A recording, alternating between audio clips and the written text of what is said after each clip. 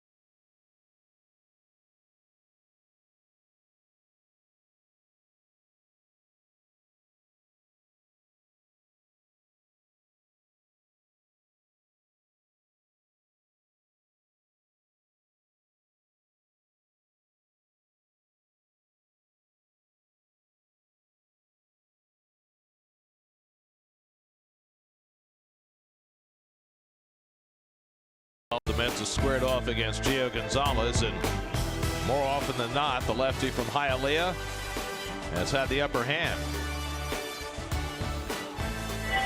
14-5 lifetime, although he's done far better at Citi Field against the Mets than he has here at Nationals Park.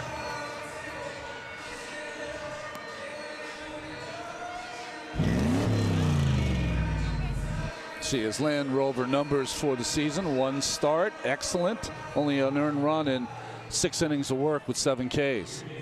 That was in that bandbox in Cincinnati. You give up 1 run in 6 innings there, you've accomplished something.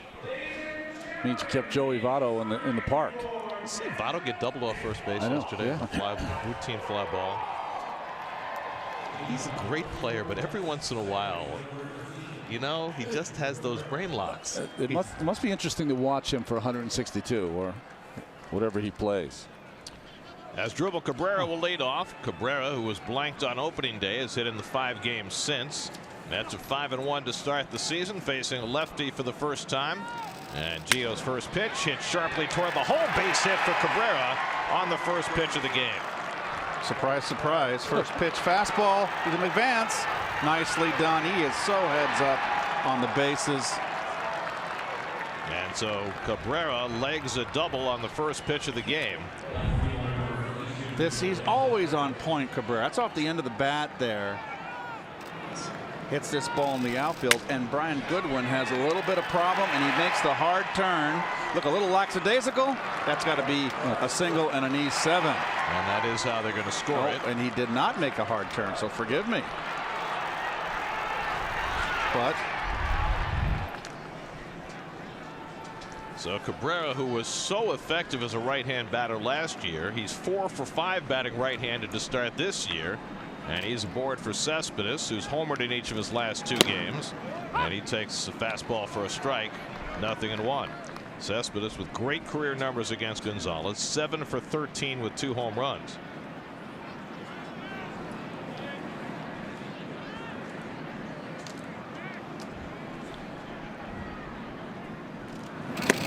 oh, tied him up and in. And Gio, not a hard thrower. You saw the gun there, 88 miles per hour. Averaged 90 on his fastball in his first start in Cincinnati. It is a cold afternoon and might take a little longer to get loose. Cabrera is short lead at second, and Cespedes launches one foul down the left side. So isn't it funny that one pitch he throws right by him, up and in, and the next pitch he hits foul 100 miles an hour. The adjustments made by Cespedes. Gonzalez now 32 years old. Came to the Nationals from Oakland after being dealt around several times. The White Sox to the Phillies, back to the White Sox to Oakland. Taken outside 1-2 to Cespedes, but he established himself here in Washington with a 21-win season. His first year out of the box with the Nats, and last year was his best year since. 79 and 54 in the Nationals uniform is Gio.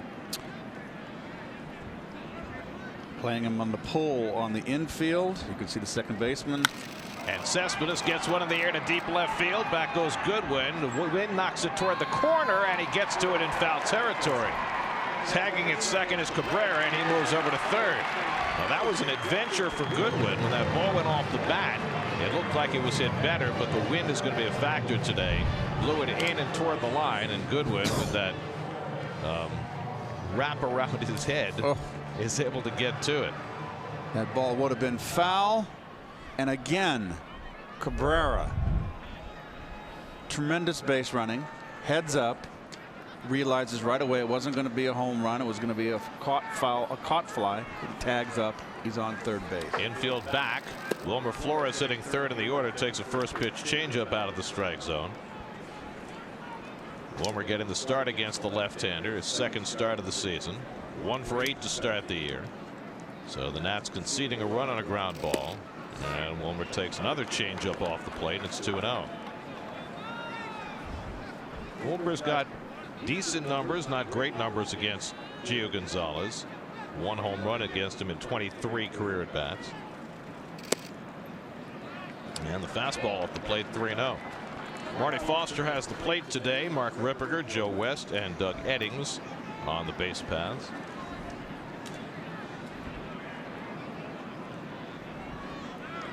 3-0 with Frazier on deck, and not even close for ball 4. And Flores draws a walk. It's like a pitch around almost for Gonzalez there. 2 changeups to start the at bat against Wilmer, and then nothing close. He wants to go after Frazier in the double play. Todd has struggled in the early going, just 4 for 21. Hitless in his last 7 at bats. And now they'll shorten up to double play depth on the infield with Kendrick and Turner playing up the middle. 2 for 11 Frazier against Gio. And Todd takes a changeup for a strike. Frazier hitting cleanup. Travis d'Arnaud is hitting 5th in the order today. The Mets in their first 6 games of the year had a total of 14 at bats against left-handed pitching. So they haven't seen much lefty pitching at all coming into this start. Well, look at that big hole on the right side of the infield. They're playing him just like they played Cespedes, with the second baseman Kendrick way up the middle. Boy, you can drive. I don't know how you can drive anything you want through that hole. Double wide. That's a strike on the inside. It's 1-2 to Frazier. Fastball up and in. You would expect changeup down and away. Next pitch from Gio. Darno to follow. Cabrera at third. Flores at first with one out.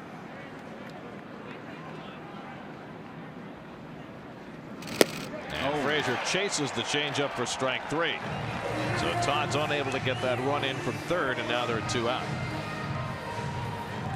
You know, Gio's very predictable in what he's going to throw, but that was executed beautifully. Great movement on that changeup.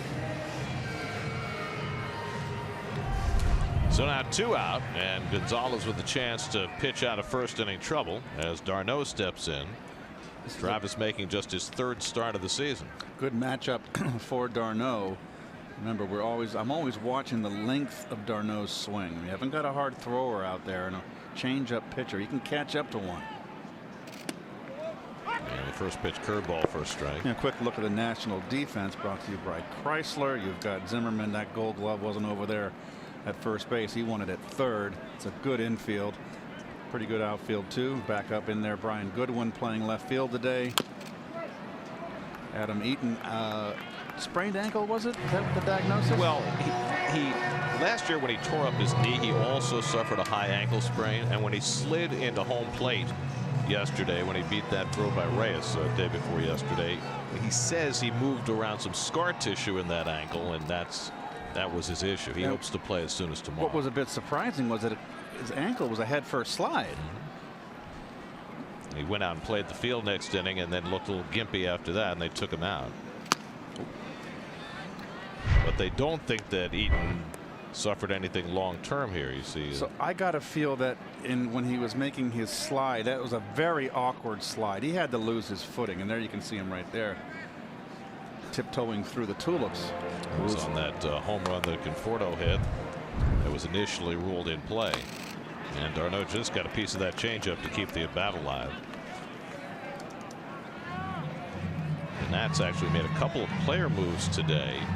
Miguel Montero, one of their catchers, is on paternity leave, so they had to call up a catcher, Jonathan Solano. They also ditched one of their 4 left-handers in the bullpen, Andy Romero, and they called up the former Met, Matt Reynolds.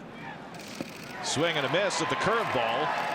Severino will have to toss it down to first, and the side retired. So Gonzalez responds with back-to-back strikeouts to get out of first inning trouble. Steven Matz takes the mound for the Mets when we come back.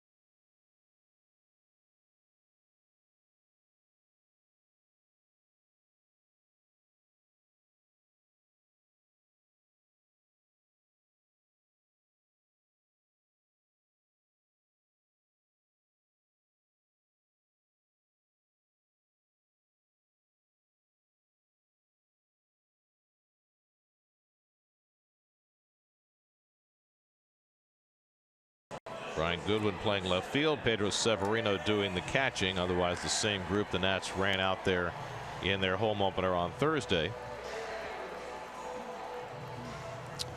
We see the numbers, Toyota numbers for Steven Matz. Just 1 start, the 3 earned runs in 4 innings. And this is after his last 2 starts in spring training were spot on. But he came out of the gate a little rusty on his first start. Gave up a couple of home runs to Paul DeJong and Yadier Molina that put a crimp in his day. Trey Turner 0 for 3 with 3 strikeouts in the first game of this series. And he bluffs the bunt and takes the first pitch high for ball 1. The first start for Matz, he was up with his fastball a lot, and that's up his first pitch bad. I didn't think he really snapped off that curveball. Looks like he was a little tentative with it, huh, Keith? You wonder, does he fully trust the elbow? Remember, in that interview we had with him in spring training, he said the pain was on the breaking ball, on that ulnar nerve. Turner pushes a bunt. Tough play from Matz. He can't make it. And Turner's got a bunt hit to start the bottom of the first. Always a threat to do that with his tremendous speed. I mean, what he's trying to do there is push the ball to the right side and beat the pitcher to the base. That's really what he's trying to do. Did he really want to get it that close to the line? I mean, but it's still beautiful. He got it. Got to have a little more respect for him. Wilmer, his inexperience at first base, was playing a little bit too deep. That's a nice effort by Matz. If he comes up with that ball, he gets an out because he was able to slap the tag on Turner. Only problem was he didn't have the ball. Last time I did that, I broke my thumb. I remember. Cost us the division. Good thing Vince Coleman's retired. That's right. Here's Anthony Rendon, and the Mets could not get out on Thursday. What else is new? 3 for 3 and a walk in that game, including a couple of extra base hits. Trey Turner already 3 stolen bases on the year, all on 3 attempts.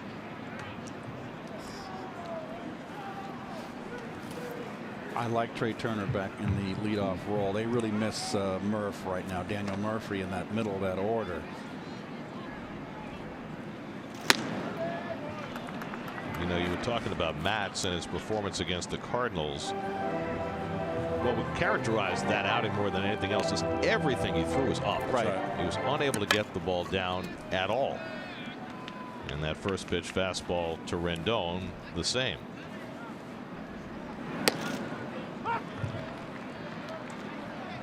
Even though Matz is left-handed, he's been very easy to run on early in his career. Wow.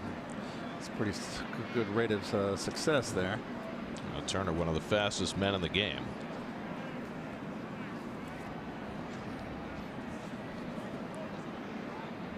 That's kind of the number, right? I mean, the analytics will tell you that it's not worth the risk unless you can steal at an 80% or better clip. And he's at 84%. Well, there's plenty of team speed on this Nats team when they're fully healthy, with Eaton and Turner and Taylor and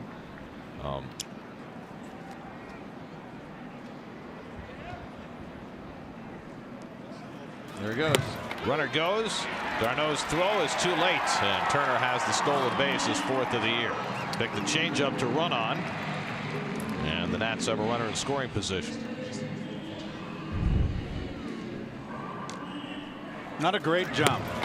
If this had been a fastball or something with some velocity, I think they might have been thrown out, but it was a changeup, and that made all the difference. Let's watch Rendon here. Very adept at going the opposite field. Did it, the first game. And they're leaving the left side of the infield hole open, with Rosario keeping his eye on Turner at second. I absolutely agree. On the inside corner, got him looking. So Matz paints the inside edge to get Rendon for the first out. Well, Matz loves to pound right-handers in. And I'm sorry. That ship was locked up tight. That is the 73rd strikeout for Met pitchers. 72 strikeouts in the first 6 games of the year. That's a major league record. No pitching staff has ever had that many strikeouts in the first 6 games of any year. There's Bryce Harper, 0 for 3 on Thursday with a strikeout and a couple of walks.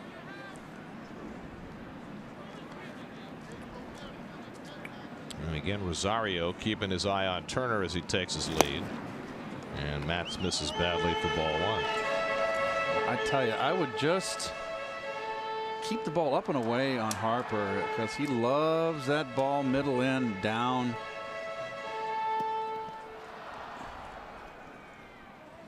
mean, he's not going to put a whole lot. He has the ability to go to the opposite field, but not with the power. He can drive it when he gets something middle in. 4 home runs through the first week of the season.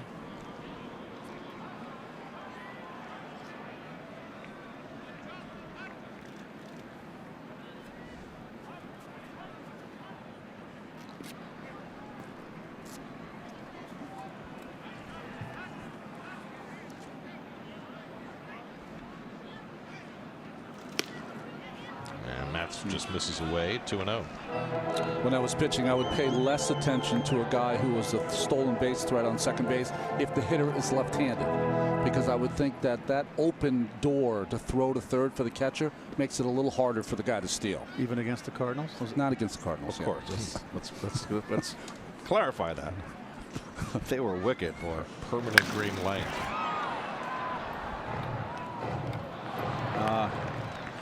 Harper's going to ditch the sunglasses. It's not sunny at all, and I guess he didn't see the ball clearly. He was late on that swing.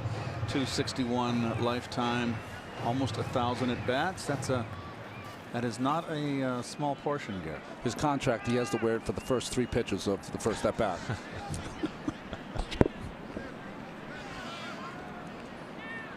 Harper 2 for 9 in his career against Mats.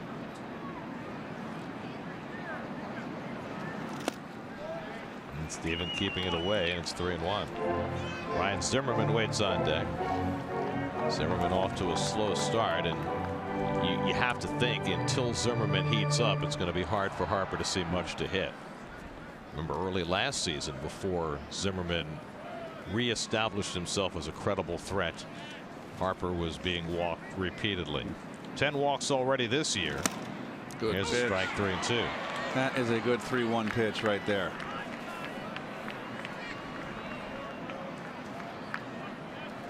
Three right-handers to follow Harper.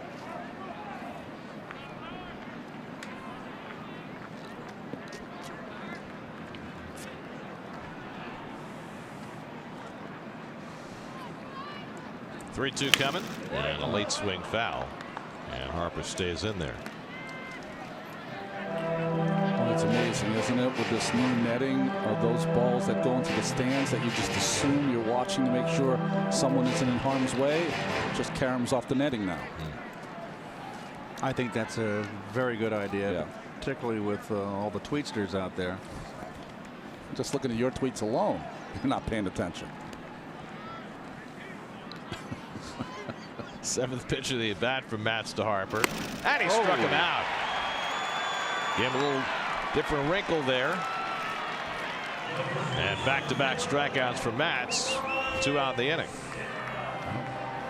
Went after him with a fastball, by nasty 3-1 fastball down knee high.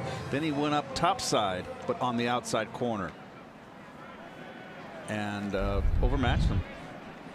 So Harper has struck out 3 times in 4 at bats in this series. 2 out. Turner still at second, and here's Zimmerman, who was 0 for 4 on Thursday, 3 for 22 to start the year. And you know, we were talking the other day about Zimmerman at his unusual spring training, how I think he played 1 Grapefruit League game, and he said he knows the microscope is on him right now because he was the one who advocated for that unusual workload in spring training. Well, here he is, off to a 3 for 22 start.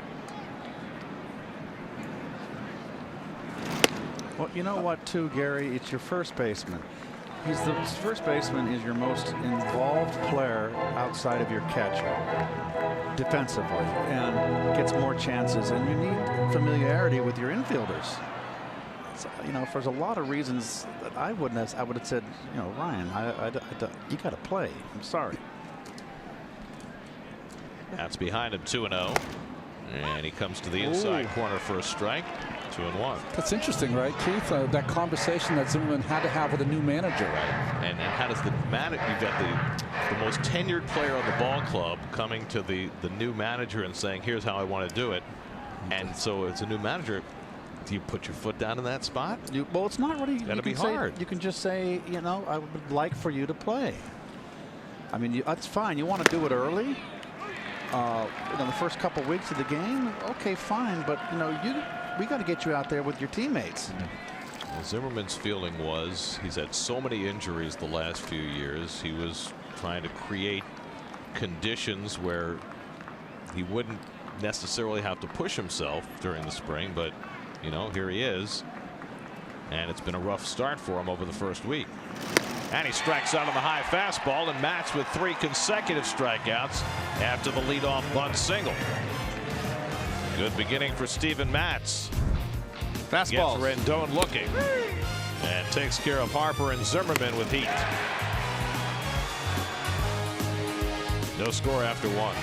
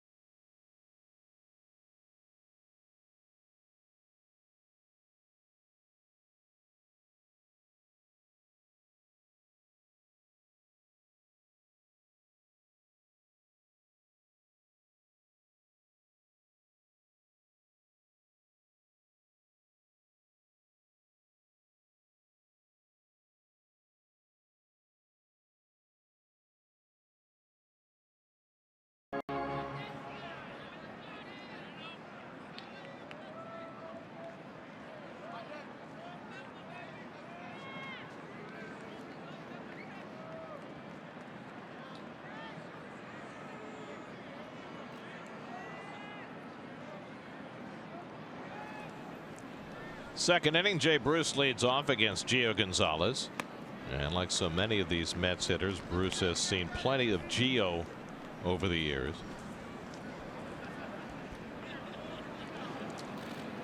And Gio's pretty simple, right? 3-pitch pitcher. Right. So as a veteran hitter, when you've seen enough of a particular opponent, how do you prepare for the at bat differently than you might for somebody you're not as familiar with? Well, they have so much more information to draw on today with all the analytics. We didn't have it in our day, so I had my own little computer in my brain, and the one thing now, particularly lefty, if we're talking Jay here, and I'm going to make a point to talk to the hitters, folks.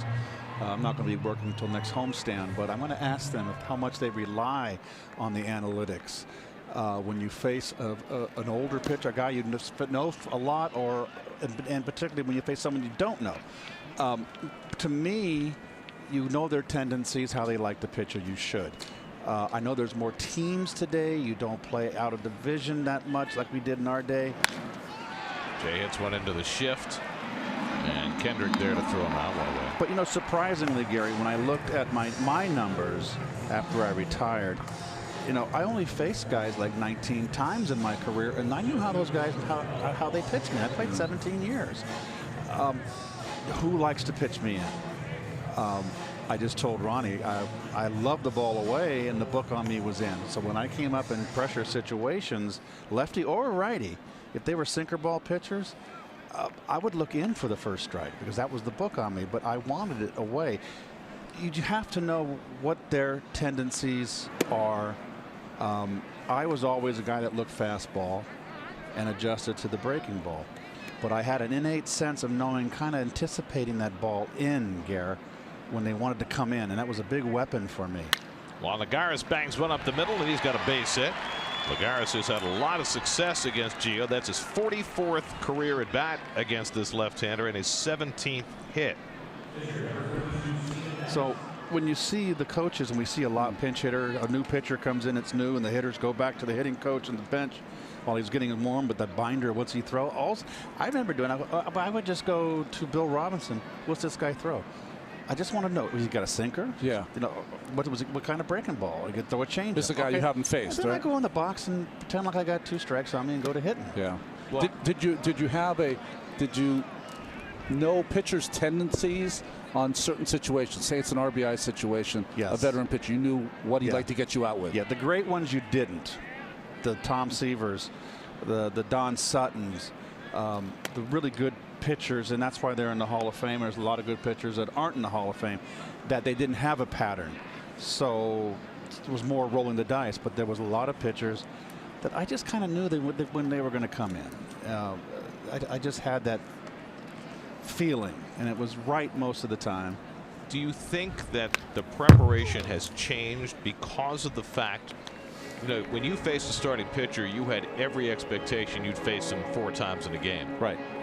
Now the expectation is you'll face him twice, maybe 3 times. So does it, whereas a pitcher might have held back a weapon the first time around, and that may not be the case anymore, do you think that changes the preparation for those at bats? I don't think pitchers are that smart to do that, Gary. I mean, they got their pitches to get you out.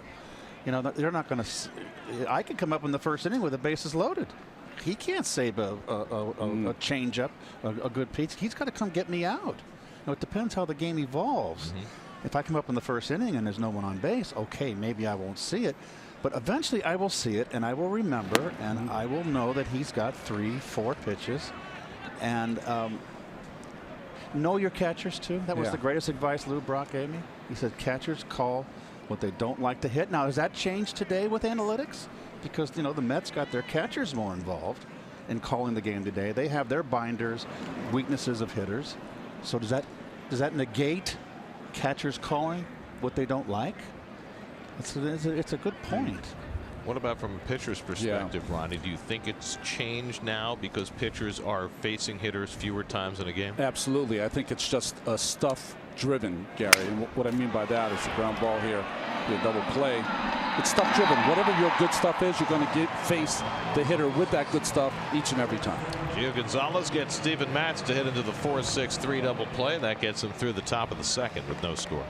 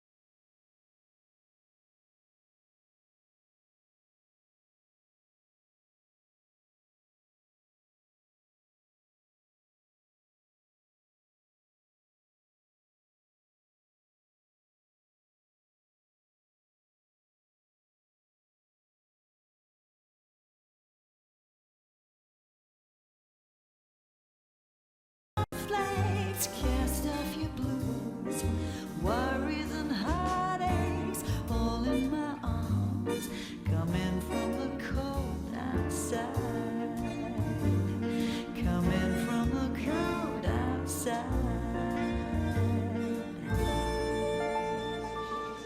Got to be armed for the elements today. 40 degrees, wind blowing in from center field out of the north. It is not comfortable by any means. So great. We got the rights to Shirley Bassey all season long. Who's amazing? Who was our featured vocalist today?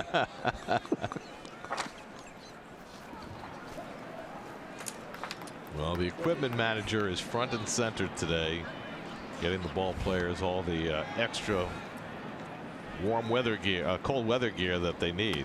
That's Howie Kendrick takes ball one from Steven Matz. I was thinking, so Kevin Kearse, the Mets equipment manager, I mean, he probably has to bring extra bags, right, for these kind of games. Well, think about anybody packing for this road trip, whether you're the equipment manager or just, us. That's right. Right? You've got this weather, and then we go to that 85-degree weather in Miami. 2-1 to Kendrick, who was 1 for 4 on Thursday, filling in at second base with Daniel Murphy still on the shelf following off-season knee surgery. I didn't ask you. Polos in Miami, Kerry? Yes. Okay.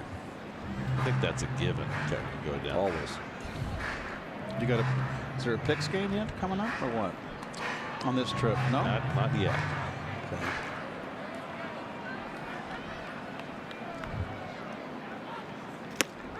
On the inside corner, and that's 4 strikeouts in a row for Matz, and yet another day where Nationals hitters are unhappy with the strike zone. It looks to me real quick that Marty Foster behind the plate has a big inside corner.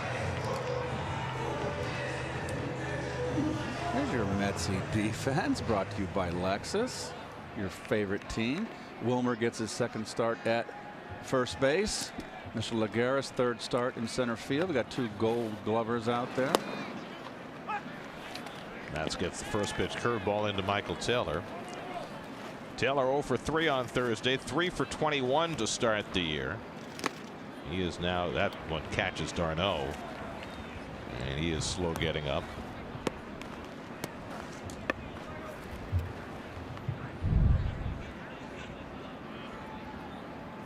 Oh, that's a knee.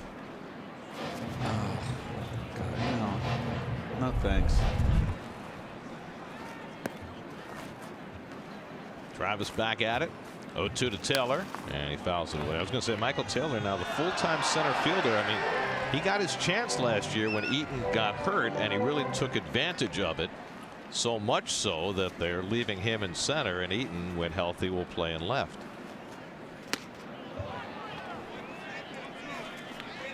It's kind of courses for horses here. You got a home plate umpire, Marty Foster, who once called that inside strike on fastballs, and that's one of his strengths. Keeps trying to get it there. 2-2 to Taylor. Well, on Thursday, remember,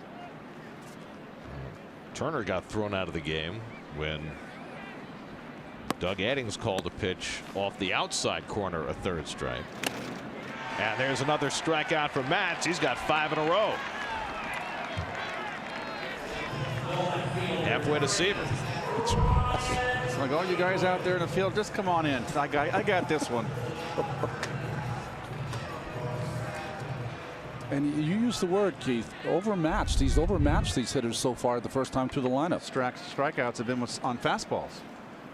So now Brian Goodwin filling in for Eaton in left field today.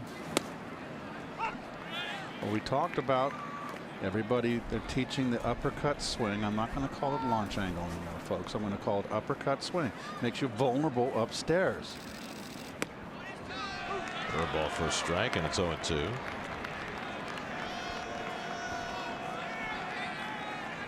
Matz gave up a leadoff bunt hit to Trey Turner in the first, struck out everybody since. And Goodwin just got a piece of that curveball to stay alive. Keith, it doesn't sound as sexy when you say uppercut swing as opposed to launch angle, does it? It sounds bad. Uppercut swing sounds like flat top with fenders. A kind of a 50 expression. Like, say, Ted Williams. Here's the 0-2, and it's taken up high. I mean, you know, Ted was ahead of the curve when it came to understanding launch angle. He didn't call it that. He just, you know, hit 500+ home runs. And pulled at Fenway. It just said, the heck with left field and that big short green monster. I'm going to do it the hard way. 2-2 to Goodwin. And the curveball stays inside. 3-2. Catcher Pedro Severino would be next.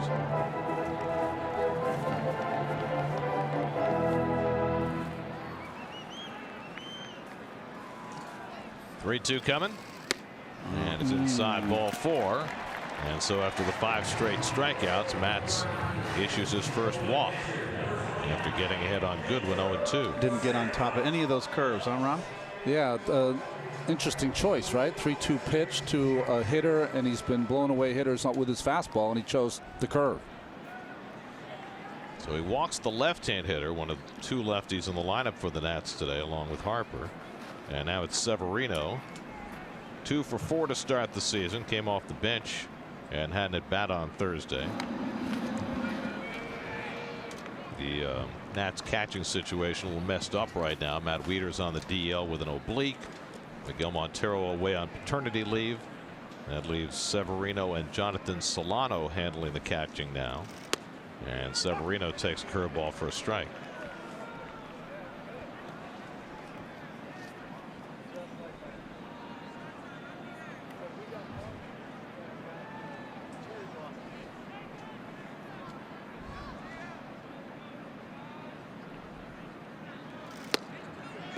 And he sticks with the curveball and gets ahead 0-2. Kind of switch gears here all of a sudden, Ron. Yeah, aggressive in the strike zone. That's what Mickey Callaway and Dave Island want from Steven Matz. You want him to throw over.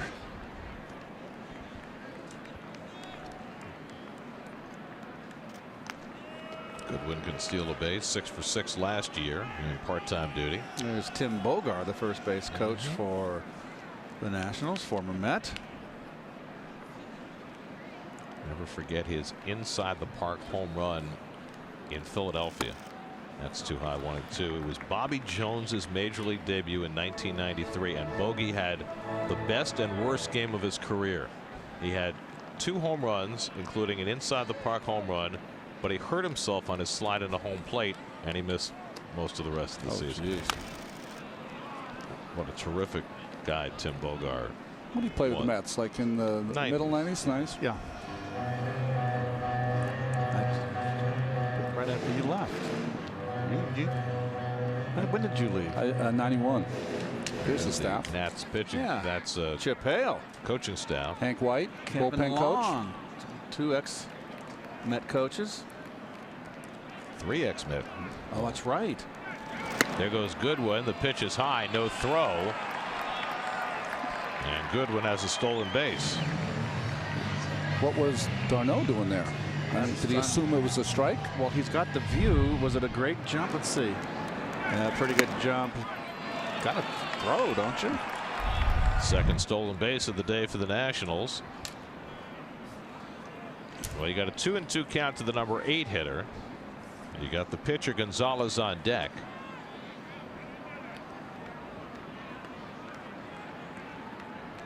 He goes back to the curveball, and it's 3-2. So Matz, after throwing all fastballs and changeups in the first inning, has thrown a ton of curveballs here in the second. In the bottom of half of the order. I mean, he went after Kendrick with heat, but Taylor and Goodwin, and now Severino. Interesting. 3-2 coming. Fastball line, center field, base hit. Around third, Goodwin. Lagares unleashes the throw to the plate on the fly, and he got him! Juan Lagares with a wonderful throw right on the money to Darno, and the inning is over. There is nothing like having Juan Lagares patrolling center field. Nobody goes back to get him better. Nobody charges a base hit better, and the throw perfect. Well, it's all about the charge here, Gare. Remember, he had elbow problems. I don't see anything wrong with that elbow. That is a bullet. Steven Matz happy that his center fielder could keep the Nats off the board. No score in D.C.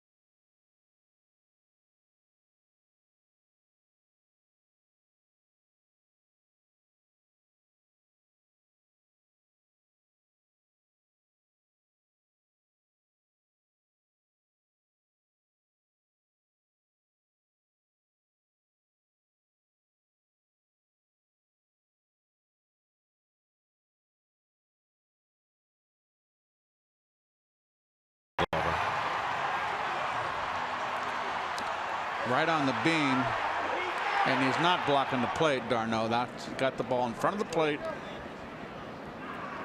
And see the front foot slide? Not even attempting to touch the base with that front foot.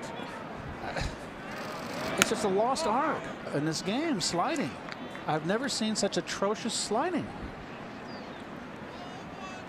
Well, Brian Goodwin, who's pretty fast, been able to score from second on a 2-out hit, which gives you an idea how good a play Lagares made. You made a good point. He's great at going back on it. He's great at charging it. That one was in between. He had to kind of wait for it to bounce and kind of get it in the in-between hop and still make another perfect throw. Well, the fact that he charges so terrific, so wonderfully, it shortens the distance of his throw.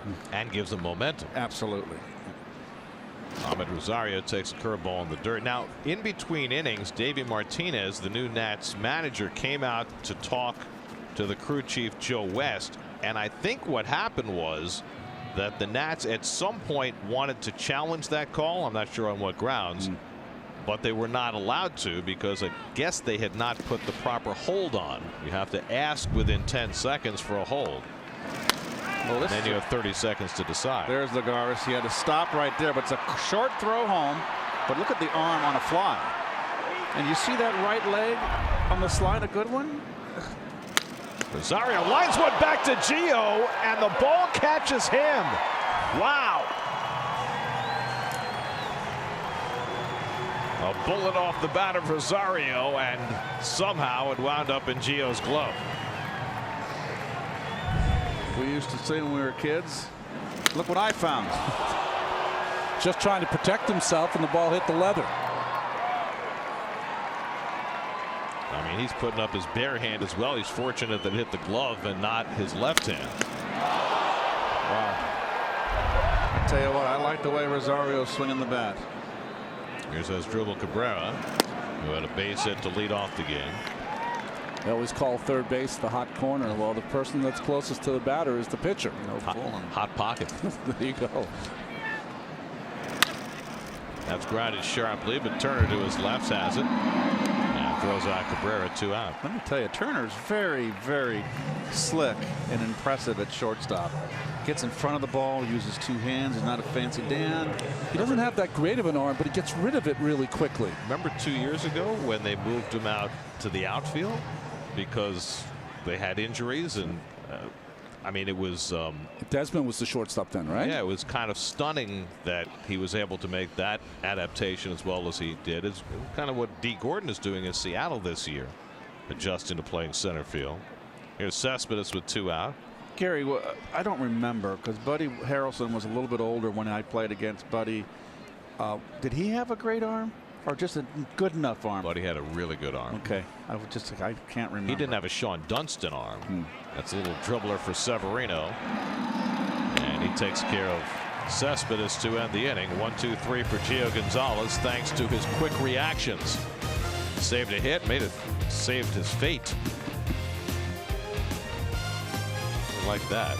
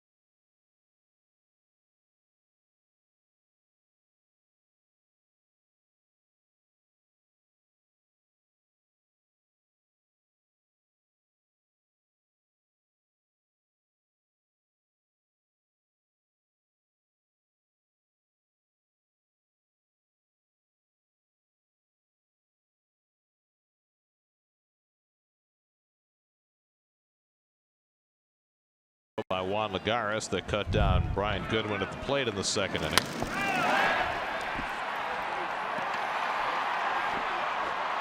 I can't compute the 86 miles an hour on the arm strength.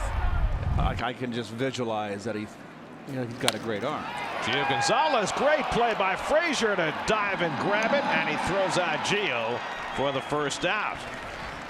So Todd Frazier laying out, and Gio, who robbed Rosario of a base hit, gets robbed himself. Mets flashing weather. They've been playing good, solid baseball. It's been fun to watch.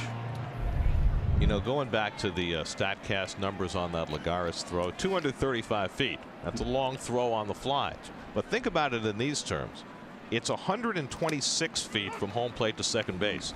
So he was only 109 feet behind second base when he made that throw, which is incredibly shallow, which goes back to what we were talking about charging the ball. Right. It would be interesting to know for StatCast right here is, can they fix the position of the fielder before the play? I know you can never anticipate that this play is going to happen, but it would be nice to know how many feet Lagares was and how much he closed. Yeah, I think they have that information about that would be the track to the ball. That would be interesting, but I don't want to get too carried away with all this, Garrett.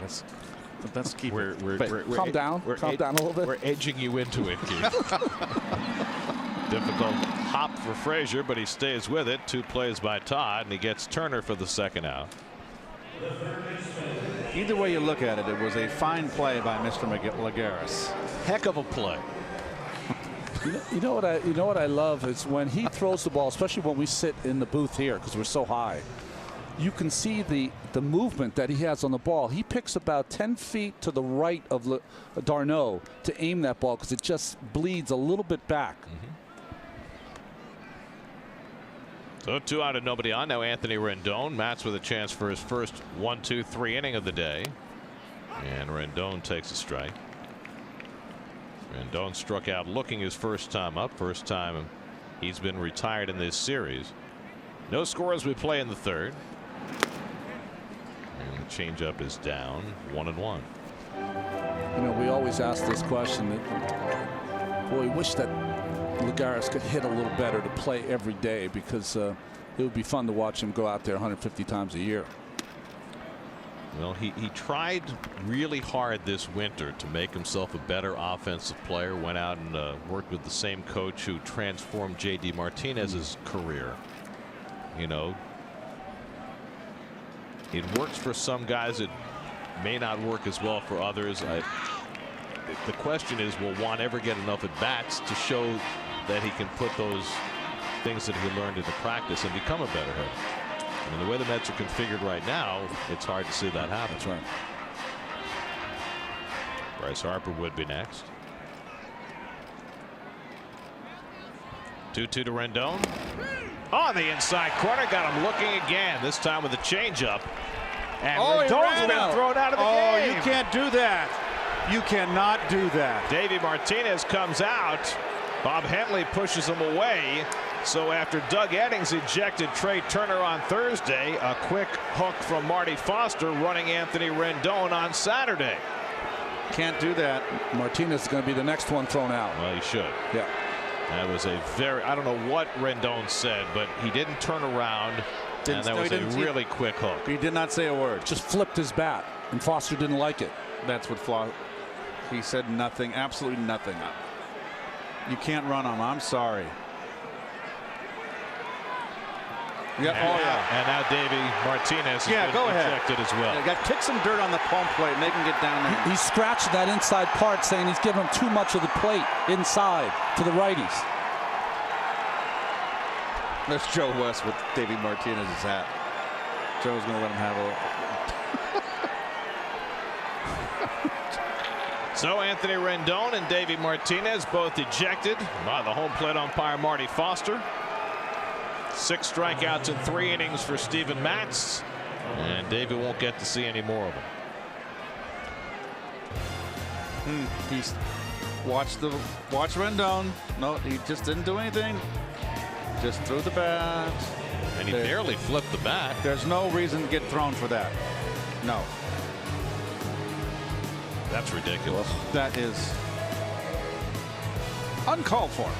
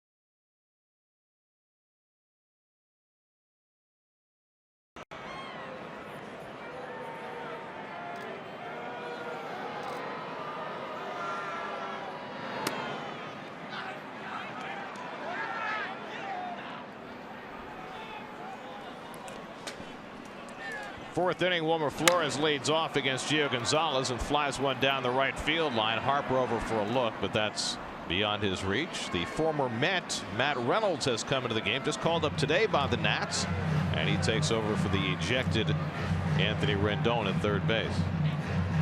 Chip Hale, the bench coach for the Nats, takes over the lineup card with Davey Martinez having been ejected.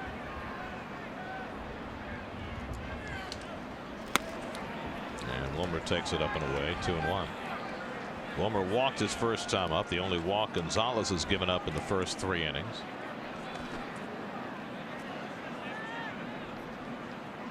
And chases the changeup, 2-2. So Doug Eddings threw out Turner in the first game in this series, and Marty Foster now has thrown out 2. I'm not sure I've ever seen anything quite like that, where a player apparently, and we had the camera on him the whole way, did not say a word. If he said anything, it was completely under his breath, and something that could have easily been ignored. And the bat flip was not egregious at all, so that can't have been it. Flores pops one up into shallow center field. Taylor comes on to get it. 1 out. In our day, if you flipped a bat like that, the umpire would raise his hand and put a finger up, and that would mean $100. It was a fine of $100 for flipping your bat, but not an ejection.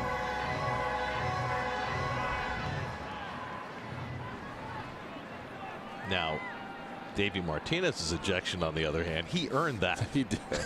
I thought he was going to pull a Billy Martin and kick dirt on home plate.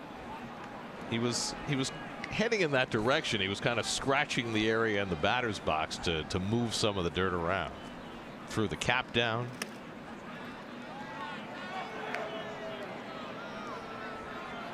To another Frazier, who struck out his first time up. Each team with 2 hits. We're in the 4th with no score. And Gio misses outside with a changeup, and it's 3-0. Just thinking up the road in Baltimore, no one was better than Earl Weaver, right? At arguing and getting thrown out of a game. Cantankerous. Too high, ball 4, and Frazier's on with a walk. The second one given up by Gonzalez.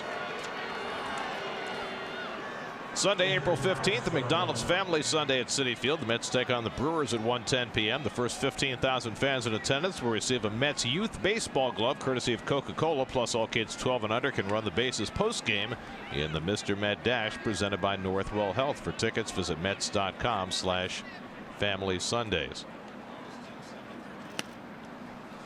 Ball 1 to d'Arnaud. That's 5 in a row out of the strike zone for Gonzalez. Well, I always enjoyed a Lou Piniella ejection. Oh, yeah. He would pull the bag out, right? Pick up the base and toss it.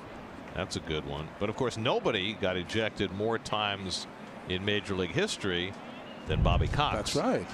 He was great at arguing balls and strikes. There's Davey Martinez, and once he got ejected, he really got his money's worth. The hat, the scrape. He was just scratching at that. You keep calling the ball for a strike inside. It's not a strike. That's what he was. Yep. And the crowd getting a little sarcastic here as Foster calls a strike to d'Arnaud after 5 straight balls. It's a little cold. Everybody's a little bit on edge. 1-2 to d'Arnaud. Good change up there by Gonzalez. So with all the video, Keith, isn't it interesting to you that at his best in September last year, d'Arnaud had his bat in a certain position, and then starting out this year, he has it draped against his back. He's the second coming of Bernie Carbo. Fly ball center field. Easing back is Taylor to the warning track. He reels it in to retire d'Arnaud. And back to first goes Frazier. What do you mean by that? Carbo had a lot of different stances.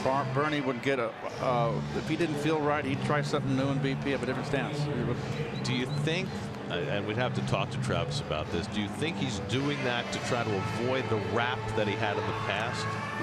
That's a good, but still, it's a lot of movement, whether it's going over your head or having to come back from your shoulder blade back up. It's still a lot of movement, Gary. There's Jay Bruce, who grounded out his first time up. I guess I wonder whether he feels it's a more direct path to the ball, though, as opposed to coming up and over and then back around. Yeah, to keep him from going, kind of wrapping that around his head, he just drops it off his back, so he thinks it's going straight up. I don't know. I don't know. We'll have to talk to Travis about that. We'll get Gelbsy on it in the Chevrolet. I'm sure Steve will figure out how to turn that into some web content. Exactly. 2-0 to Bruce, and that's inside. And Gio is always prone to walks. Last year, despite the fact that he had a tremendous year, he led the National League in walks. 79 base on balls, accounted with 188 strikeouts. I'd give Bruce a hit sign right here. Lagares on deck. Frazier at first, 2 out. And there's a strike, 3-1. The ball's away, you take it. You're looking. You get a 3-0 hit sign. You're looking middle in. And that's the only time you want to maybe do a little launch angle, Garrett. 3-0, you're looking to. Bruce rips one past Zimmerman and down the line. Frazier on his way to third. Harper gets over to cut it off. Frazier will be held at third. And stopping at second is Jay Bruce with a double. With 2 out, I thought maybe Glenn Sherlock would be aggressive and send Frazier, but he had held him up. And Bruce has a double, and the Mets have runners at second and third. I thought he had it with 2 outs. You could have sent him here. This is not that far. That just under the glove of Zimmerman. That goal he flashes is on the other corner of the infield. So Bruce hit his first home run here on Thursday. Now a double, and now an intentional walk to Juan Lagares will bring the pitcher Matz to the plate.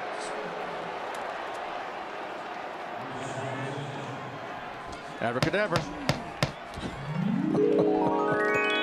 Bustle up my sleeve. The best part is the sound effect. Must have been the wrong hat. So Matz with an opportunity with the bases loaded and 2 out. Steven grounded into a double play his first time up. Frazier at third, Bruce at second, Lagares at first, and Matz goes after a first pitch changeup, 0-1. He was wound up and ready to go. Looking for a fastball. And Steven, when he burst on the scene 3 years ago, did so as much with his hitting as with his pitching. Well, you know what happens too is that it gets around the league real quick. Hey, this guy is a danger up here, and he doesn't. He stop seeing the fastball. That's right. Just start spinning it. Yep. 4 RBIs in his major league debut against the Reds. But in a 2-strike hole here with the bases full. Frazier taking a long lead down from third, faking toward the plate as Severino knocks down the curveball in the dirt. Frazier was trying to draw Gonzalez's attention, maybe get him to balk with his back to the runner at third. If the pitcher Matz is sitting in the traditional spot, you don't walk Lagares there. You have to pitch to him. That's certainly one of the downsides of hitting the pitcher eighth. Again, Frazier taking a long lead off third. And Matz goes down swinging at the curveball to end the inning. So the Mets load him up. But Gonzalez picks up his third strikeout to strand 3. Middle of the 4th in D.C. Still no score.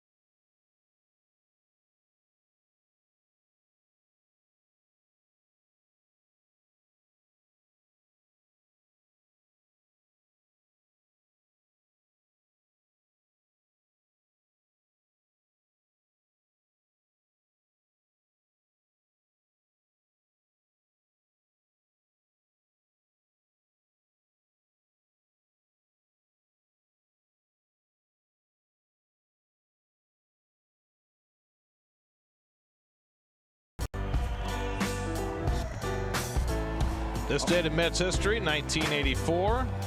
Dwight Gooden in the Astrodome. Major league debut. He was pretty good at age 19. How about that little bullet he threw right by Dickie Who Thon? was the first baseman there? First baseman was in prime time right then. I was in my prime. 1984, your first full year with the Mets. 30 years old? Bryce Harper leads off against Steven Matz in the home fourth. Harper struck out against Matz, one of 6 strikeouts for Steven in the first 3 innings. He's allowed just 2 hits. A bunt single and the hit by Severino, where Lagares saved him a run with a great throw. And a call strike to Harper with a changeup, and it's 1-1. 29, or were you 30 then? Oh, 30 going on 31. Okay. Now you'd be considered old. Oh, I had 4 or 5 more good years than me, Gary. What are you talking about? Yes, you did. But if it were today and a general manager looked at a 30-year-old Keith Hernandez, he might say, well, you know, we got to get somebody younger. Particularly not coming to the ballpark at 12 noon, too. That wouldn't fare well. Top towards second. Cabrera charging in and throws out Harper, one away. You remember who was the GM in Cincinnati who, when they traded Frank Robinson to Baltimore, called him an old 30? Oh, Hausen? No, it was before Bob Hausen. DeWitt? DeWitt. Yes. There was a problem, personality but problem. that was the public quote. Yeah. They called him an old 30, and then Frank, of course, his first year in Baltimore in '66, won the Triple Crown and led the Orioles to sweep the World Series from the Dodgers. Was the first player to win the MVP and the only player to win the MVP in both leagues. Zimmerman struck out his first time up, and he pops one up in foul ground. Chasing it, Flores. Lots of room over there, and Wilmer stays with it. Nicely done. Cabrera didn't come over and give him a whole lot of help, and so it was Wilmer's all the way, and he does a little dance and stays with that wind-blown pop-up. Well, Cabrera is playing up the middle, but you're right. Just didn't get there. Nice going, Wilmer. Hopes to have that big glove. Cabrera was the catcher in the ride. I do have to say, my only year here in 2005 as an announcer, one of the great joys all summer was spending time around Frank Robinson. What a great man. The first manager of the Nationals after they came from Montreal. Maddest I ever saw Frank. Remember the pitcher Tomaoka? And he flipped him the ball, and Frank made him come back and give him the ball. I saw him do that to Jim Barr when he managed the Giants. 0-2 to Kendrick, and he fouls away the fastball. Well, Frank Robinson accomplished so much in this game. Probably as underrated a player when people talk about old-time players. Probably the guy who gets least amount of attention compared to what he was as a player. 586 home runs, and he was the first African-American manager. He accomplished so many things in the game. He was overshadowed in the National League by Aaron and Mays. And Clemente. I think Clemente was overshadowed too. Mays and Aaron were the forefront. And when he went to the American League, that's when he had his chance to shine. And he did shine in the National League, but he became a focal point. Everybody realized what a terrific, great player that he was. Well, that's a pitch that's been called a strike today by Marty Foster, but not that time. Maybe David Martinez had some influence. He's laughing from his office maybe right now. 2-2 to Kendrick, and he drives this one to left center field. Cutting across is Lagares, and he picks it off to retire the side. 6 in a row retired by Steven Matz as he sets him down 1-2-3 in the fourth. Wilmer and his friend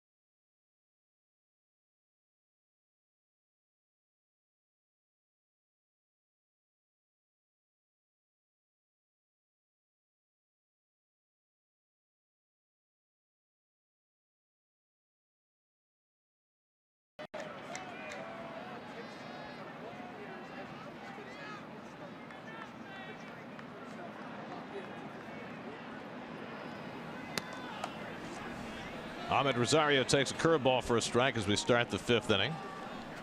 Gio Gonzalez might want to get the L screen for this at bat. After Rosario hit a bullet that Gio was somehow able to catch in self-defense in the 3rd inning. I've seen a lot of pitchers in spring training use that L screen when they're throwing the first couple of times out against hitters. I could never use that because I felt like it shortened your mechanics. You know, you kind of pull back a little instead of letting the ball go. Because you're somehow fearful of hitting your hand on it. It's just not proper to have it in front of you. And I felt like I could, you know, feel my position all right. So. Strike 3 called as Gio gets Rosario looking at a fastball. 4th strikeout for Gonzalez. Today's Verizon trivia question. Gio Gonzalez, 14 career wins against the Mets. Who has more wins against the Mets than anyone else? I can answer that one for you. I'm sure you can. He was not a journeyman. He was, well, he was the greatest pitcher of his generation, I think was the way that I put it. Oh, okay. So my answer was not that person. Okay. Yeah. I have an idea who you're talking about. Well, remember he was a division rival. Have to be. Pitched a lot of years. Outpitched the league most of those years. Oh yes. Okay. Please. Overmatched that little field mouse Met lineup. Well, not all of those years. There were some years where the Mets were pretty good. Yeah. And he still racked up, it was 35 wins against the Mets. Cabrera goes around for strike 3. And that's 3 straight strikeouts for Gonzalez. And now Cabrera, the lead, is dissatisfied customer. Yeah, if you don't want to. Marty Foster, the home plate umpire, is already on overdrive here. You don't want him to even it up. Right. Yep, he broke the wrist a little bit there, didn't he, Ron? Yep. Hitters always want the home plate umpire at least to ask for help, but Foster called that one himself, and I think that's what Asdrubal was upset about. I don't think he was that upset. Just a few words. So I thought the guy with the best record against the Mets was he's an announcer out there in the Bay Area. Kruko, I think, had 24. Yeah. But he was like 24 and 9. Yeah. Something, you know.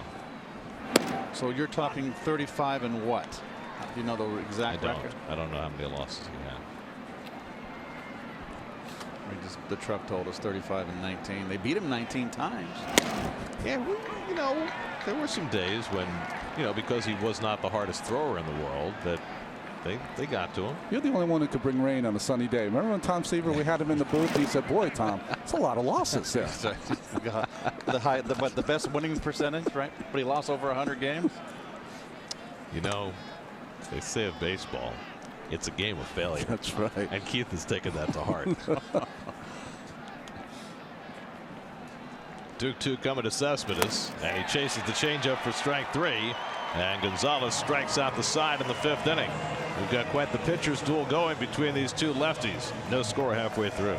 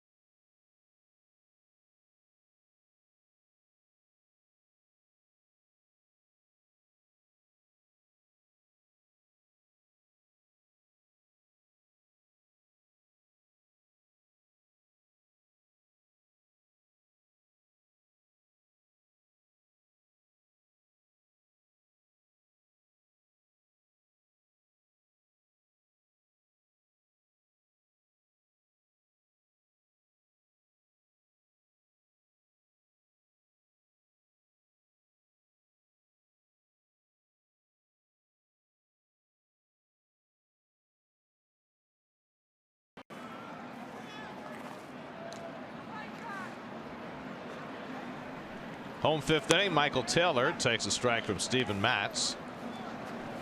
Taylor struck out his first time up. Matz and Gonzalez 6 strikeouts apiece as we start at the bottom of the fifth. So Matz trying to bounce back from a subpar first start in which he only lasted 4 innings. Now pitching in the fifth and looking solid. This is with the curveball, and it's 2-1. Brian Goodwin on deck, then Pedro Severino, 6, 7, and 8 in the order for the Nats. And Taylor flinches as he takes the changeup for a strike, 2-2. Good pitch there. 2-1 changeup to Taylor. Still, I don't like the changeup on the inside part of the plate. I don't know if that is by design. Sunday night game tomorrow night. Matt Harvey, after a terrific first start, goes up against Tanner Roark, who also pitched well his first time out this year.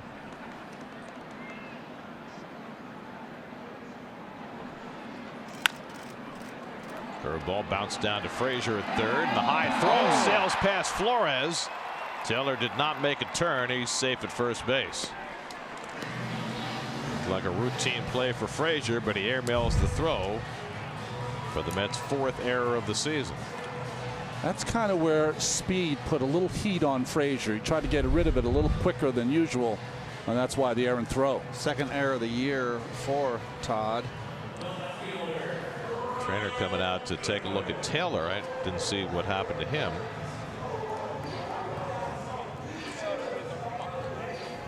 Let's check him running.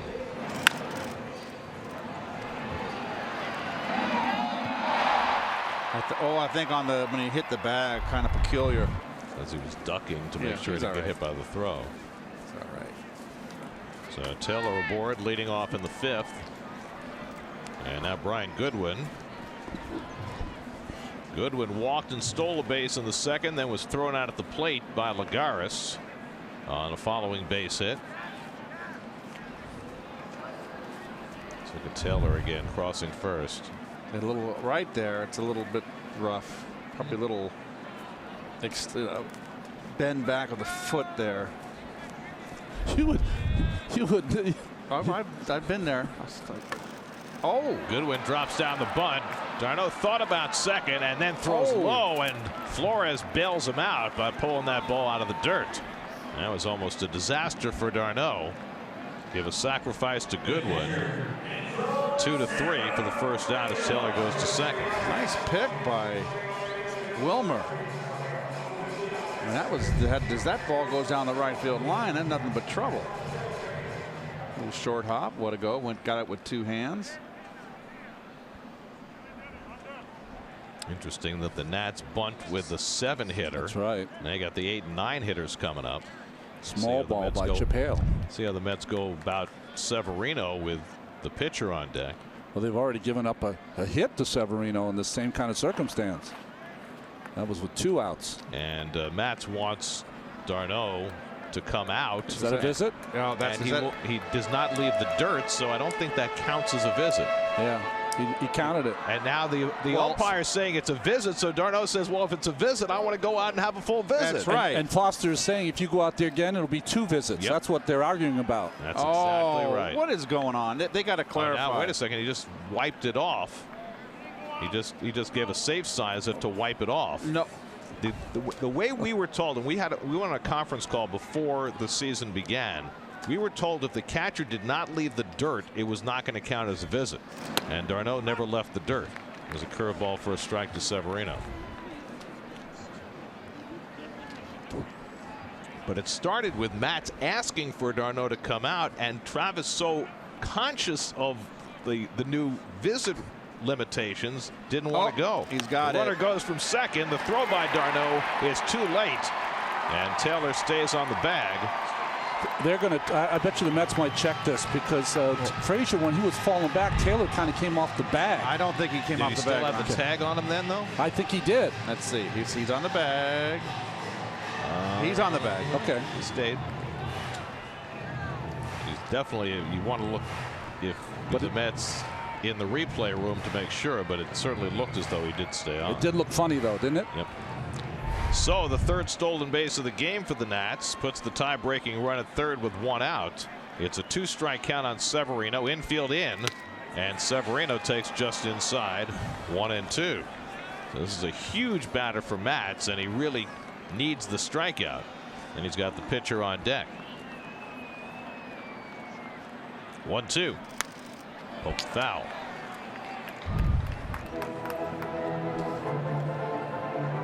There's the foot in. Yep, on the bag. Ooh, he was off for a minuscule moment, but he wasn't didn't have the tag on him. Yeah. Right? I'm telling you, the sliding is just.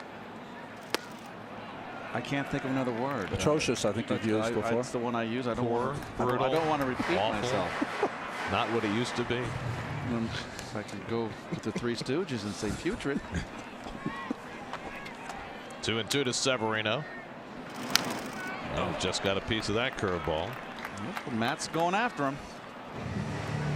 Throwing him breaking stuff. You know, it's interesting because in the second inning, Goodwin stole second base with 2 strikes. So with 2 strikes on the 8-hitter, you're not going to pitch around him. Same thing here, right? Yeah. Taylor steals third base with 2 strikes. So you want to go right after him. And that curveball bounces in, and d'Arnaud got enough of it to keep Taylor at third. Taylor very alert down the bases. You kids, we can get a shot at him. You can do this here. He comes down the line, and as the ball kicked away, there's a moment of, okay, can I or can I? And he can come right down the line further. Watch him on the right of your screen. Very good. You got time to come back. Now it's 3-2 to Severino. And he pokes one into shallow right, and it'll drop for a base hit, and the Nats get the first run of the game. Severino just reaching out and serving that curveball into right field to drive in Taylor with the game's first run, and it's 1-0 Washington. Well, one too many breaking balls there. Tried to backdoor him here. Just a little bit too much of the plate, but the ball's down. And all you got to do, you can't strike out in that situation. Put it in play. It's funny, if he was on second base and not third, he probably doesn't score because he would have had to freeze on the semi-humpback line drive. So an unearned run after Frazier's error opened the door. 1-0 Washington. Now Gonzalez, and the Mets look for the bunt. Gio's not a very good hitter, but he is a particularly good bunter. He was robbed of a base hit his first time up on a diving play by Frazier at third, but just a lifetime .095 hitter.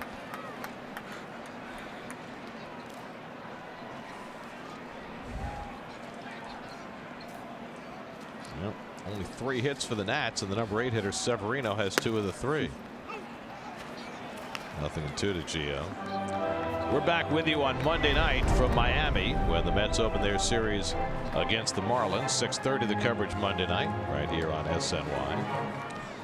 I'll be watching in and out, you guys. You know, I'll pop in once in a while. Just make sure everything's okay. Thanks, Keith. And bunted out and missed for strike 3. So Gonzalez is struck out. That's the 7th of the day for Mats.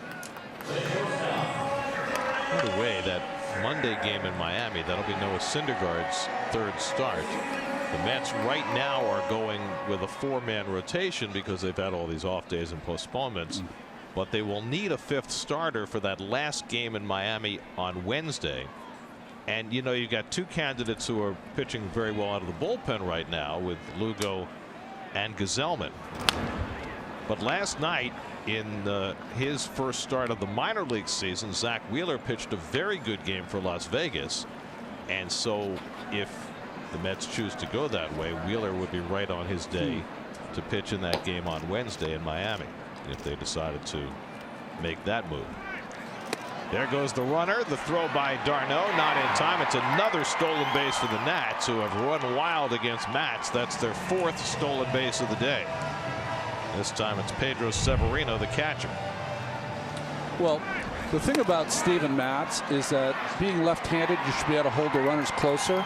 But he has a thing that he does before he goes to the plate, and the other team knows it. So anyone can steal at any time. First stolen base of Severino's career. He's at second with 2 out for Turner, who's had a bunt single and grounded out 1 for 2. What Mickey Callaway said about Lugo and Gazelman is that he will not hold either one of them back leading up to Wednesday to make that start. It could be that one of them is in position to start if they don't work between now and then, but that they're going to take each day as it comes and then figure it out on Wednesday.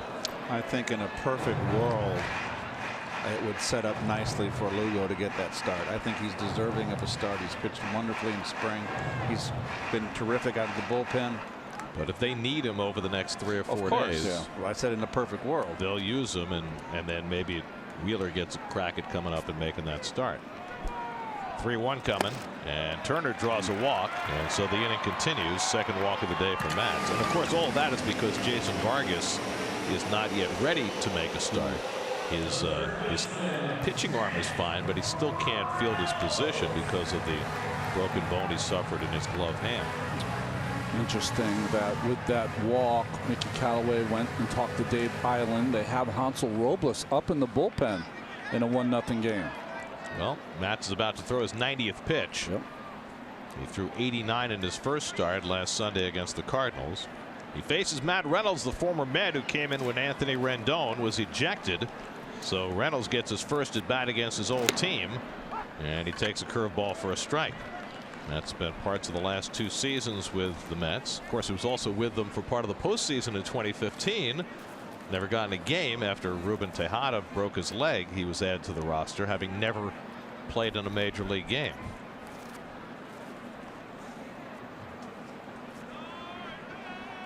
Severino at second, Turner at first with 2 out. And Reynolds takes curveball for a strike, and it's 0-2. Are you surprised how many curveballs Mets has thrown in this game? I'm not surprised because I know that the Mets starting pitchers have been advised to use their breaking balls more this year. Quickly ahead on Reynolds, 0-2 with a couple of hooks. What I'm surprised at is that the real strength in Matz's game over the first 4 innings was pounding that fastball in. He's gone away from that a little bit.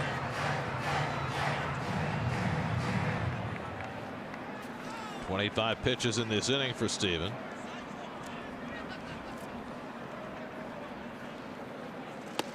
And now he comes inside to Reynolds, 1-2. Well, this is the guy Steven has got to get. You got Bryce Harper standing on deck.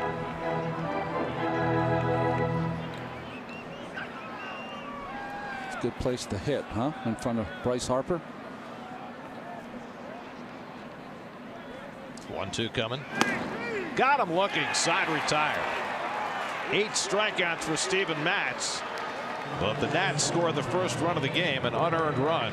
They lead at 1-0 after 5.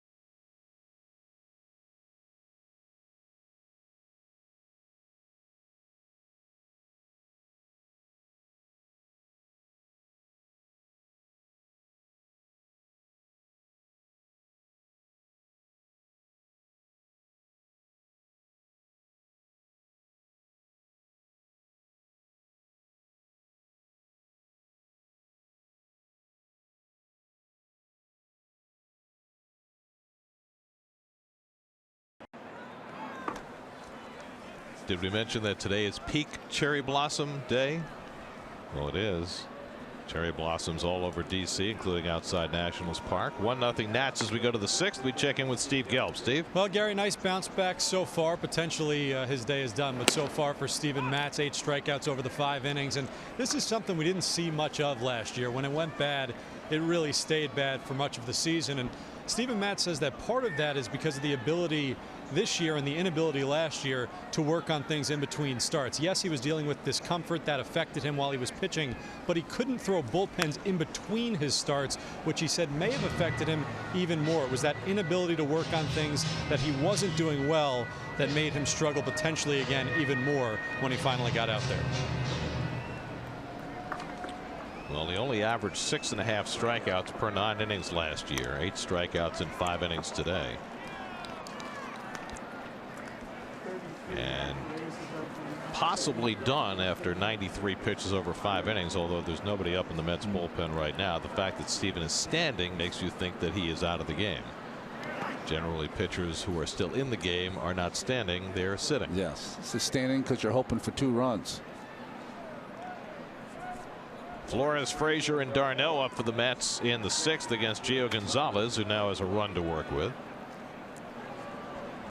And it is the Nationals bullpen that gets cranking with the lefty Matt Grace up. Wilmer bangs one on the ground to third. Easy hop for Reynolds, and the throw on target to get Flores one away. Let's answer our Verizon trivia question. We asked who has the most all-time win against the Mets. We had 355 total wins, 35 of them against the Mets. And that is Greg Maddux. What'd you say, Keith? 35-19 Maddux was? Yes. Wow.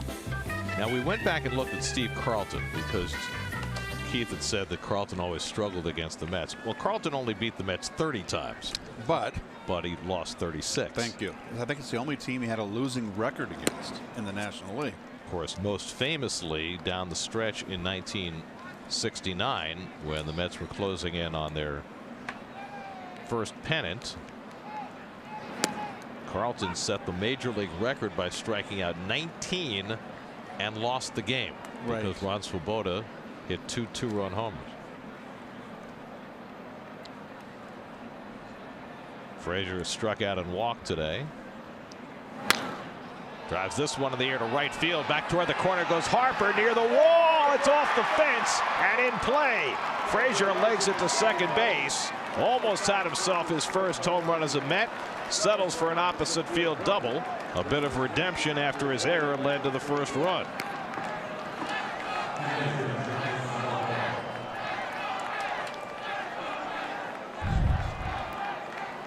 Ball away, fastball away. Frazier likes to let go with that top hand a lot.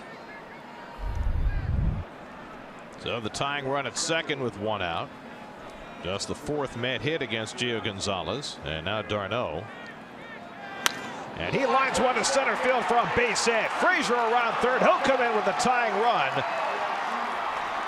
Travis d'Arnaud with an RBI single, and the Mets get the run right back. It's 1-1. This is something the Mets did a couple of times on Thursday. Fell behind and immediately got the run back, and they do it again. Fastball again, Ron. Belt high up out over the plate. 3rd time through the lineup here against Gio. Pays dividends for the Mets.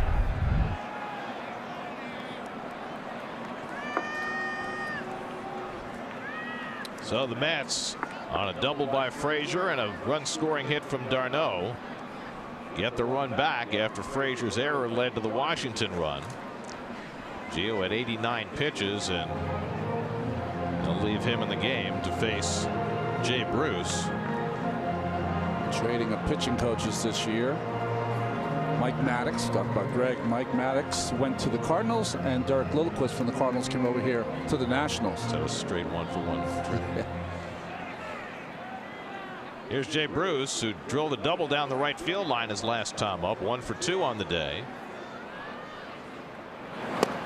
And Jay takes the curveball down for ball 1.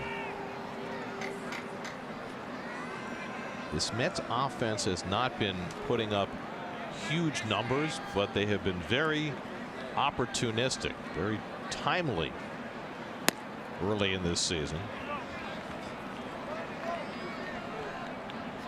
Averaging 5 runs per game over the first 6 games. In the Atlanta Braves who have been scoring, right? 56 runs in 7 games. Well, Freddie Freeman's been killing it. That's drilled into right field by Bruce. Harper off the plate on the hop. 3 straight hits for New York. Darno pulls in at second. Bruce has his second hit of the day. Well, they've had just the lefty up in the bullpen for the Nats. They're going to get a right-hander up now. Another ball out over the plate. Been hurt away on fastballs, and that's going to be it. Well, the right-hander did not throw a pitch. Grace, the left-hander, has been throwing, and they're going to bring in the lefty despite the fact that it's Lagares coming to the plate. Chip Hale, acting manager, with Davey Martinez having been ejected, out to pull Gio Gonzalez in a 1-1 game in the 6th. Call to the bullpen brought to you by Verizon. Gonzalez out, Grace in. We'll be right back to D.C.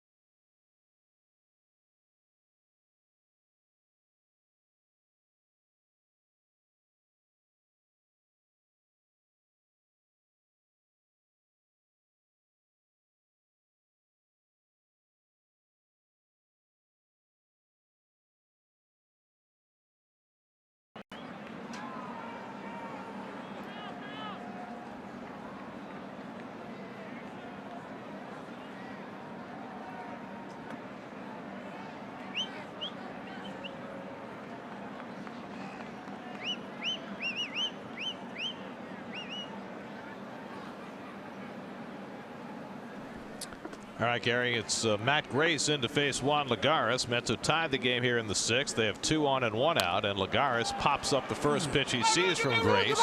Zimmerman into foul territory, puts it away for the 2nd out. So there's a big out for the Nats. They brought in the lefty Grace to face Lagares, who was 2 for 2 against him, and Grace gets him. Yeah, and he got him on a pop-up. Matt Grace, you know, the average ground ball rate from major league pitchers is about 45%. He gets ground balls at a 60% rate.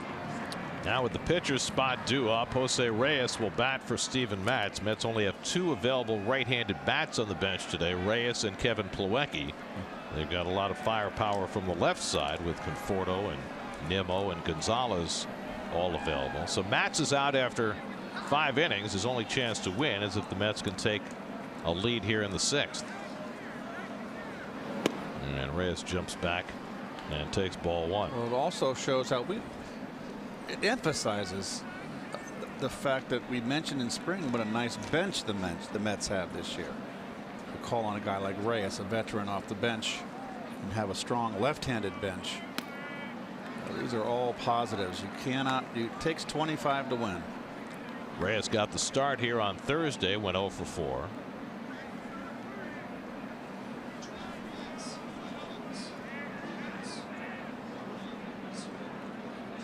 2 runners on base. The responsibility of Gio Gonzalez. Grace trying to get him out of it, but now he's falling behind on Reyes. 3-0. Ahmed Rosario waiting on deck.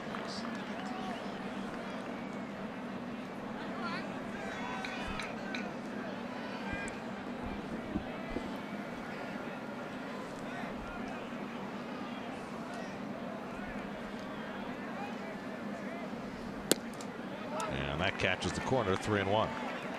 Gio went 5 1/3, allowed 6 hits, walked 3, 1 intentional, struck out 6, 92 pitches, and of course responsible for the 2 men on base. d'Arnaud at second, Bruce at first with 2 out. 3-1 to Reyes, and Jose takes on the inside corner. So Grace spots one on the outside edge, gets one on the inside corner, and now it's 3-2. Put the runners in motion. d'Arnaud and Bruce will be going. You always want to be moving when it's this cold. And they move. And Reyes grounds one to short. Turner ignores the base runner, throws out Reyes. Side retired. Good job by Matt Grace out of the bullpen. Mets get even, but strand 2. Robles coming in for the bottom of the 6th. 1-1.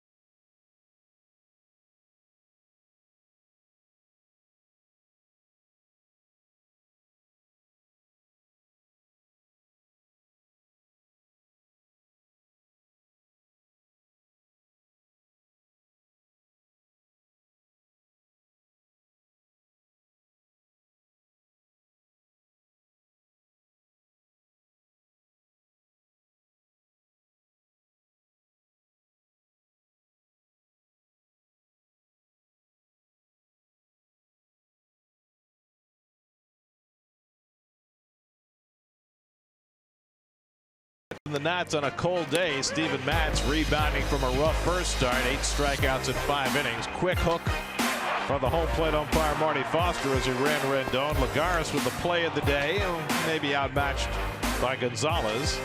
Wilmer Flores getting help from his friends. Steven Matz gives up a run. Travis d'Arnaud gets it right back, and we are 1-1 as we go to the bottom of the 6th.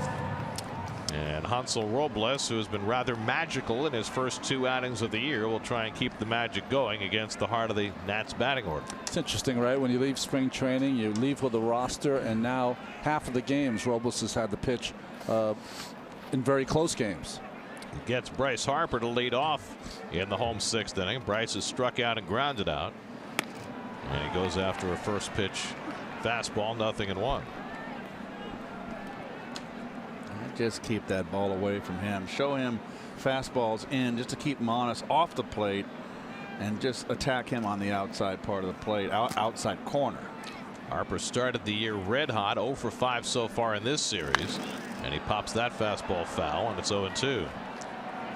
People's United Bank brings you today's starters. Both were really good. Nice bounce back from Matz, and Gio Gonzalez, his 2nd straight strong start.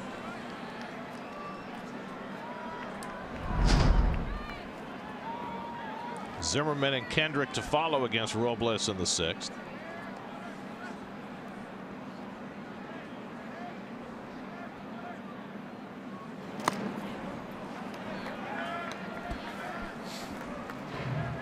How would you like to be 25 years old and know that when the season ends, you will be king of the realm? Just got to stay healthy and alive. Just open the vault. Back in the truck. It's interesting, the compensation for him, because when you think about it, Zach Greinke, with the contract he signed in Arizona, makes $1 million per start, approximately, right? 30 million, 30 starts. What do you pay a guy like Harper, an everyday player?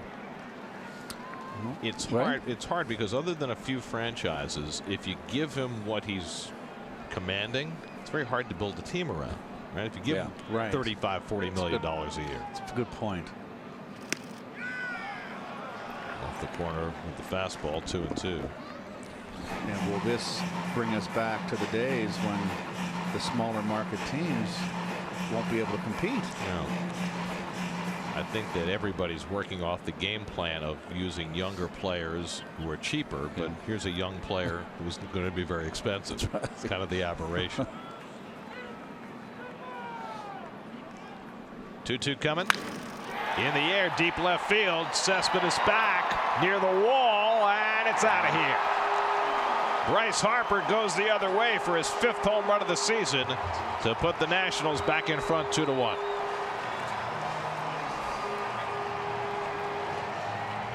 Well, this was Hansel Robles' issue in spring training, why he didn't make the ball club, is that it seemed like every game he threw in spring, he was giving up a home run, and gives one up to Harper there. He certainly had the same issue last year. Well, I want to see the location of this pitch, because if it's away, did it have plate? So I stand corrected here. I said pitch him away and he can't hurt you deep. Well, that ball's way out. So Harper, the first in the National League to get to 5 home runs on the season, and the Nats back in front 2-1. And Zimmerman takes a slider off the plate for ball 1. That's impressive. 5 home runs in his first 24 at bats of the season. You know, we've watched him play a lot. I don't know if I've ever seen him go deep to left center like that. And look how he had to reach for it, but he got that fat of the bat on it. We've seen a couple he's tucked down the left field line, right? But I think you're right. You still got to play percentages and keep it away from him. But you can't live out there. But that's a impressive opposite field power.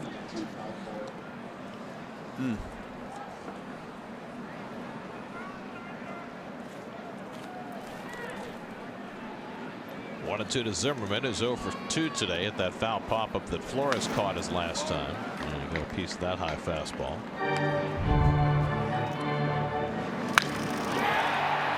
I was watching Harper. He just dropped the bat. He watched it. He knew it was gone when it left his bat. He wasn't wrong. He was not.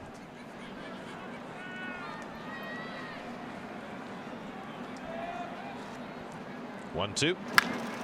Line to right. Bruce coming on, and he slides to make the catch. Zimmerman hitting it hard the other way, but Bruce equal to the task for the first out.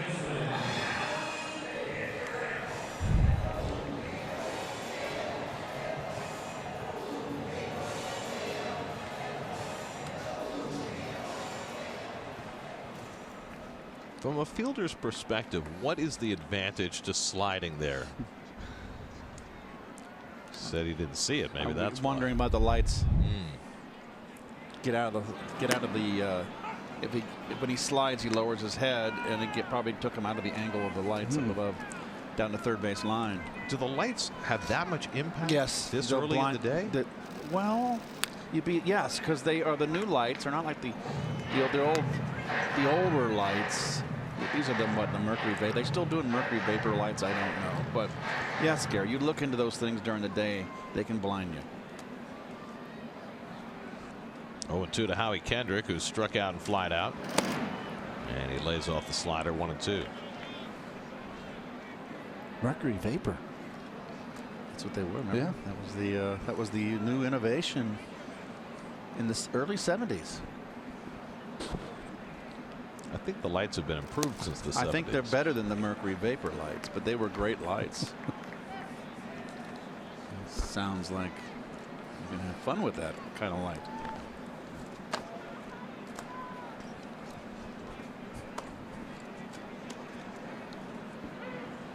Two coming. Grounded toward the hole. Rosario can't get enough on the throw. And Kendrick has an infield hit. Yeah, he didn't get the handle on that. And even if he did, he's not going to throw out a Kendrick. So the second hit of the inning for the Nats against Robles. First ball in the inning that hasn't been smoked. And now it's Michael Taylor who reached on the Frazier error and scored the first Nats run. Now, I have to tell you, our old friend, our old Met friend, Kevin Mitchell, just texted and said that he watches, Kevin from San Diego, the Mets games, watches our broadcast. Said they're LED lights now. Is that correct? That sounds right. Thanks, Kev. That somebody knows. we had Kevin on. Was it year before last when we were in San Diego? And I wasn't there. I was so disappointed. Yeah, he was great. Kevin's a great friend. He was just recovering from neck surgery. That's right. Then he's evidently he's recovered nicely. Paul Sewald up in the Mets bullpen as Robles struggles here in the 6th. 1-1 to Taylor. He was 0 for 5 in this series. biggest mistake of the Cashman regime, getting rid of Kevin Mitchell? Got rid of that right-handed bat we needed. We lost that. Well, they got a pretty good player in return, but Mitchell turned into a monster. Yeah. Well, he won the MVP for the Giants. I mean, you know, Kevin McReynolds was a really good player, but you know, Mitch was a presence. He was a big part in '86 because he Tudor. It was a great matchup for he hit Tudor, and Tudor gave us trouble. We were a left-handed lineup predominantly with Kevin in that lineup. He got some big hits off Tudor, and he'd be perfect player today. In that you could play him anywhere. Now he got a lot bigger toward, you know, when he was in San Francisco. Yeah. I don't know if he could have played him at shortstop anymore. But he played a good shortstop. Yeah, when Davey put him out there, I was shocked. By 1990, I'm not sure he would have been playing a lot of shortstop. When Davey put him at shortstop, I think it was only against Sid, right? Yeah. When Sid was pitching. I said, Davey, I thought he's got to be crazy. I can see Howard out there, but no, Kevin played a good shortstop. 2-2 coming, and Taylor fouls it off. So Brandon Kinsler getting up in the Nats bullpen. He was the one who gave up the grand slam to Jay Bruce in the opening game of this series. Brian Goodwin waiting on deck. Mets 1 run, 6 hits. The Nationals 2 runs and 5 hits. Second straight day that the Nats have taken an early lead. Mets have tied it. Nats went back in front. Fly ball out to left center. And Lagares takes charge of it to retire Taylor, 2 out.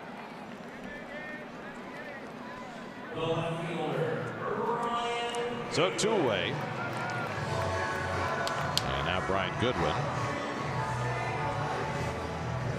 walked and sacrificed today. Stolen a base. He was thrown out at the plate back in the 2nd inning on that wonderful throw by Lagares. Bryce Harper's home run has put the Nationals in front here in the 6th.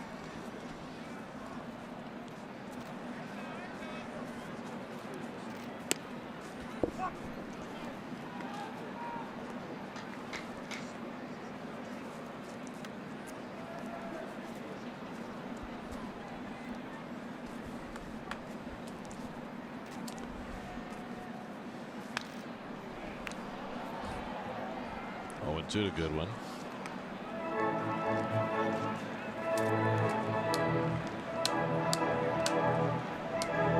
You got to tell me, Ronnie, those last 2 pitches, is that him overthrowing his changeup, or is that him not getting the velocity down his fastball? Overthrowing his changeup. Okay. Yeah.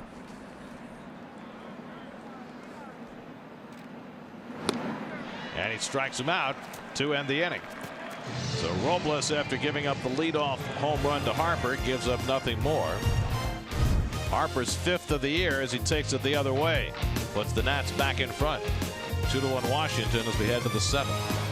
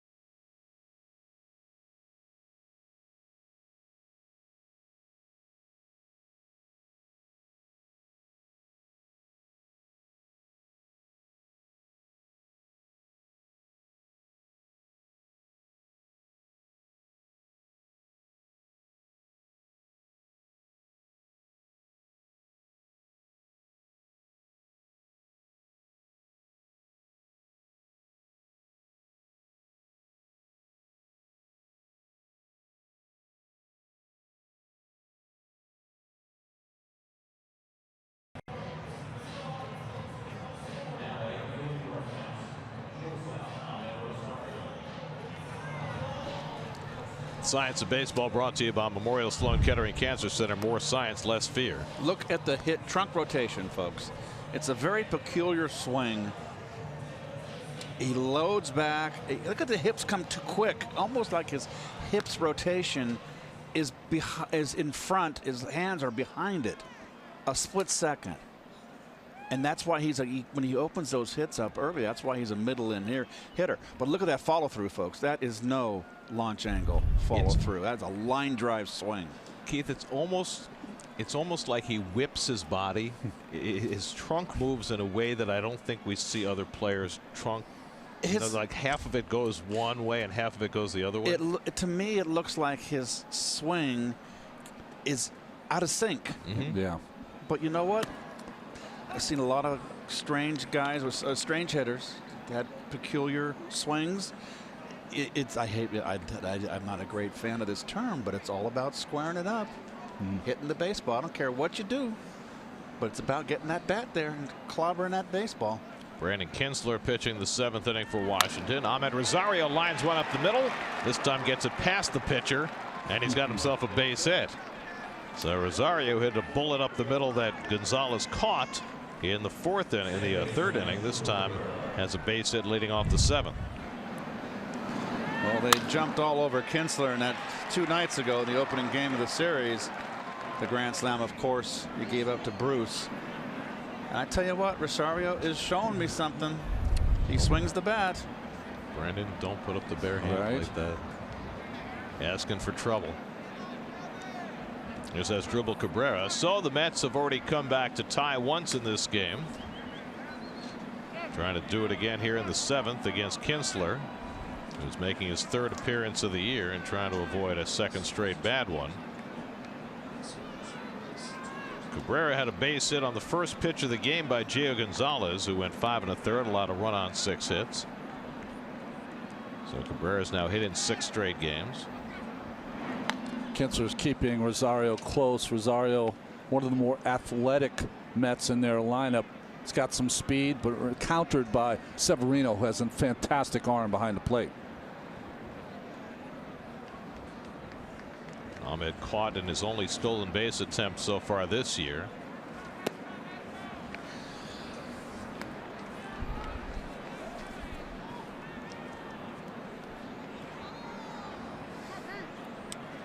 Nice time the situational hit here. Try to find something that you can hit between first baseman and the second baseman with Rosario's speed. Set up a first and third.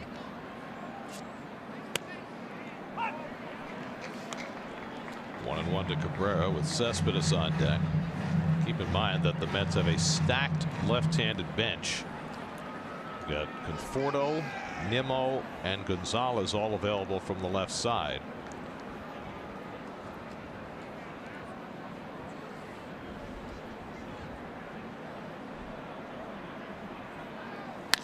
Cabrera pulls one down the line. That's going to go all the way to the corner. Rosario digging for third. Harper just getting to it. Rosario waved home. The relay by Kendrick. Not in time, and the Mets have tied the game again. Rosario speeding from first to home on the double by Cabrera, and it's 2-2.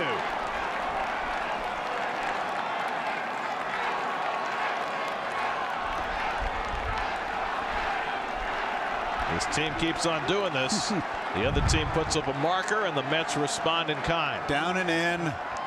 Fastball ripped into the corner. And you're just not going to throw Rosario out. He is a speedster. Everything done properly by the Nationals. Just too much speed.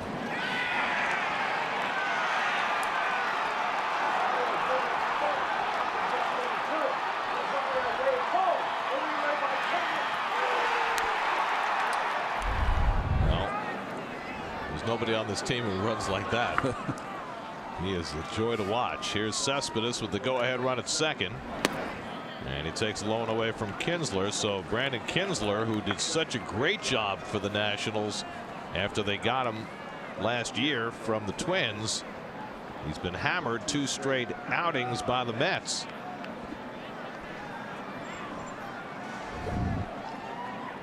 Cespedes 0 for 3 today. And he bounces one on the left side. Cabrera's going to hold. Turner with the spin-a-rama. Now Cabrera breaks for third, and Zimmerman does not make a throw. That's some outstanding base running by Cabrera, taking advantage of the fact that Zimmerman is a little shy about throwing the ball around. And the Mets get the go-ahead run to third. There's the bad arm. You got a good arm over there. Cabrera is dead. And he's caught by surprise here, too, Zimmerman. And that's surprising because the play's in front of you. When Cabrera decides to go, you can see he's completely caught by surprise. I mean, you can make the argument that Cabrera should have gone in the first place, given the position of that ground ball. Yes. Now Michael Conforto is going to bat for Wilmer Flores. And they're going to walk him intentionally, so Conforto will go to first base with the phantom intentional walk. And that'll get Todd Frazier to the plate with runners at the corners. Once again, Met fans, look at this bench that the Mets have to call upon. This is a great bench. Again, the Nationals do not have one of their left-handers up, Bruce, 2 hitters away. Now they had 4 lefties in the game on Thursday. Yeah. They only have 3 today, and they've used one of them. And one of the lefties, of course, is their closer, Sean Doolittle. Here's Frazier bouncing one foul. Well, here's the double by Cabrera from a different angle here. Actually, it's a terrific angle. You see the backside of the play right in front of you. And really, you said Harper and Kendrick did it perfectly. They did. And Rosario was just too fast. Question for you. Who's going to play first? Going to keep Conforto in the game and bring Bruce to first base? Maybe. You play Gonzalez at first. I think you burn another bench player. Well, the Mets have a 5-man bench right now. Curious to see, well, if they bring in Gonzalez, they'll only have a 2-man. I don't think they're moving Bruce to first. He has not worked out there at all. Something we talked about the other day. It would make them more flexible, but something they have chosen not to have in their back pocket for the moment. Cabrera at third, Conforto at first with 1 out. 0-2 to Frazier. There goes Conforto. It's hit toward the middle of the diamond. Kendrick bobbles it. His only play is to first in time, but the Mets take the lead. with Conforto in motion. No chance to turn a double play. Kendrick bobbled it anyway, and the Mets go in front 3-2 on the RBI ground out by Frazier. Now I'm wondering if there's a hit and run here. Oh, 2 strikes, maybe not. No, definitely not. That's surprising that Conforto would be a straight steal here. We talked about this the other day. Every button that Mickey Callaway's pushed so far has been spot on. I'm not so sure that I think Conforto has a green light here. He might have been doing that on his own, but in any event, it worked just perfectly. When things are going your way, it's amazing how everything comes up roses. So the Mets have their first lead of the day. Now Travis d'Arnaud, who drove in the first Met run with an RBI single in the 6th. That ground ball came up on Kendrick, and I think that he was trying to get the footwork there and tag the base for 2, and that resulted in the bobble. Well, that's the pressure that Conforto running on that play put on him. Thank you. There we say the stolen base doesn't mean anything anymore. Puts pressure on the defense. Scoreless game until the 5th. The Nationals got an unearned run. The Mets tied it on d'Arnaud's RBI hit in the 6th. Harper's home run in the bottom of the 6th, put the Nats up 2-1. But now the Mets have scored twice in the 7th. Cabrera's RBI double, and then the Frazier RBI ground out, and it's 3-2 New York. And d'Arnaud takes a slider just off the plate, 1-2. Well, Mickey Callaway in his first week plus as a big league skipper has done everything right. Chip Hill, a former major league manager, right now running the team for first year skipper Davey Martinez, who got ejected earlier today.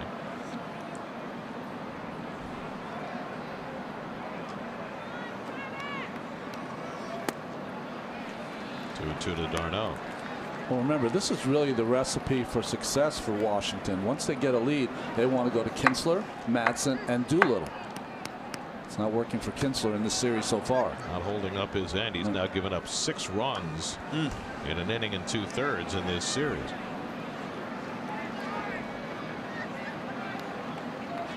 Two coming, and d'Arnaud goes down on the slider to end the inning.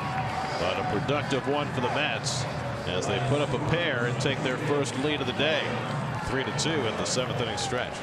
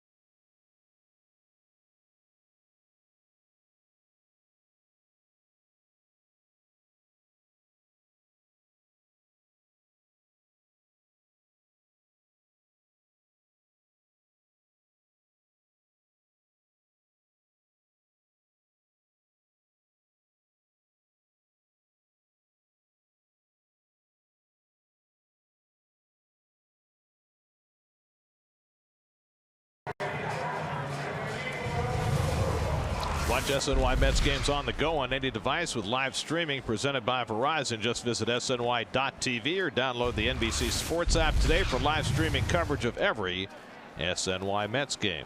Adrian Gonzalez in to play first base, and A.J. Ramos will pitch the bottom of the 7th for New York. Ramos's numbers so far in this season. Arizona certainly has gotten off to a quick start, haven't they? They're pretty good. Yep. They've won 4 in a row, 6 of 7 to start the year. Pedro Severino leads off against Ramos in the bottom of the 7th. Severino 2 for 2 today, and he's driven in a run. Pitcher spot is due up next. Adam Eaton is out on deck to pinch hit, so it looks like Eaton's ankle is good enough for him to make a go of it after tweaking that ankle the day before yesterday. Ramos's last outing, a perfect one against the Phillies, as he gets the curveball in for a strike, 1-1. Now, the changes that Mickey Callaway made, bringing in Gonzalez and Ramos, he made straight up, which means the pitcher's spot is due up 3rd in the next inning, which tells you he only wants 1 inning out of Ramos. Severino bloops one to center. In comes Lagares, and he's got it 1 away. So Ramos gets his first man. And now Adam Eaton will be the pinch hitter.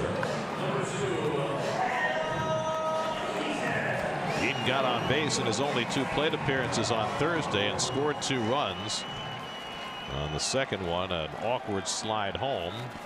Tweaked his ankle a bit and he came out later, but despite not starting today, he said he was ready to play tomorrow, and here he is playing today. Frazier in on the grass at 3rd against Eaton, who at his best has blazing speed, and he takes low for ball 1.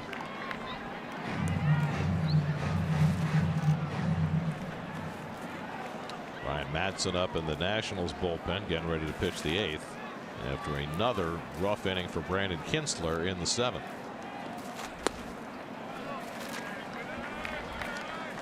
So they got Madson ready, not the lefty Solis. You've got Bruce, Lagares, and then probably Nimmo coming up for the Mets. Left, right, left.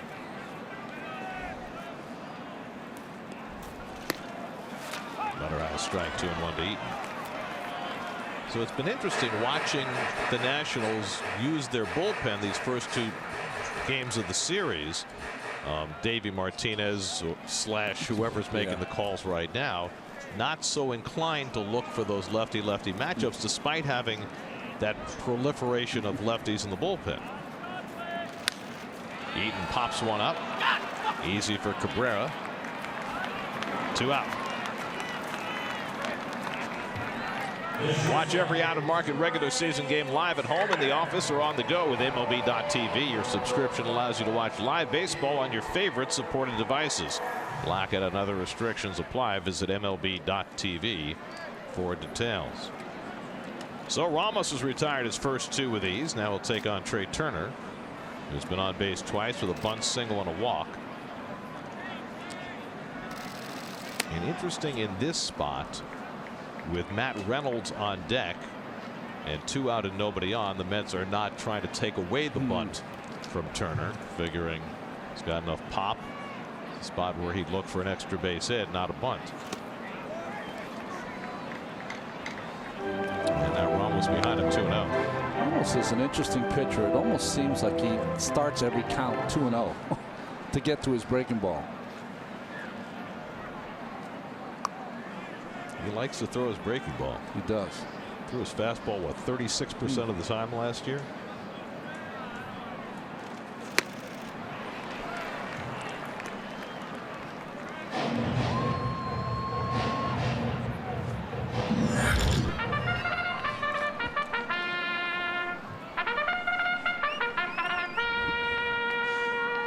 You know what just happened was a real rarity. What's that? It was a call to the post that did not interrupt our conversation. A little bloop on the right side. It means that the truck messed up, basically. That's right. 1-2-3 inning for A.J. Ramos. And we head for the 8th with the Mets up 3-2.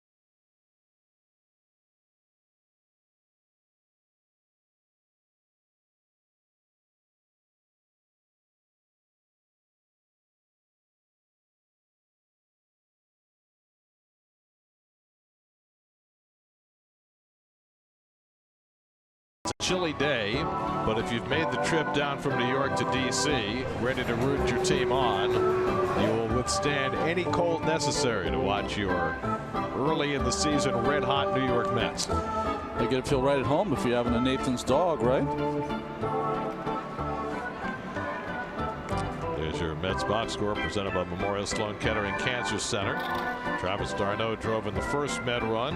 Cabrera runs scoring double to tie the game in the 7th. Frazier has a double and that RBI ground out to put the Mets in front. Ryan Madson in to pitch the 8th. Bruce leads off. Jay's already got a single and double today, 2 for 3. Madson worked a 1-2-3 inning on Thursday in the 8th inning.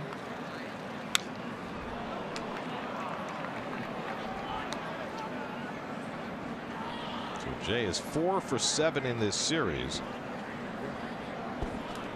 including his grand slam on Thursday afternoon. Texas kid who's gotten hot in the cold.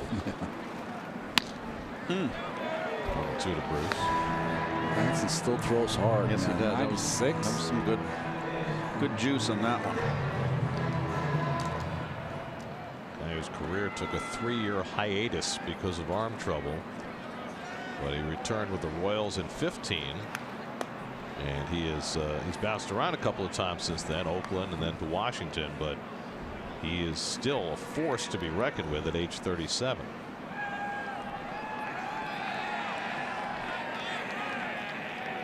Always had that good changeup. Doesn't throw his breaking ball as much anymore as he did when he went back and forth from starting.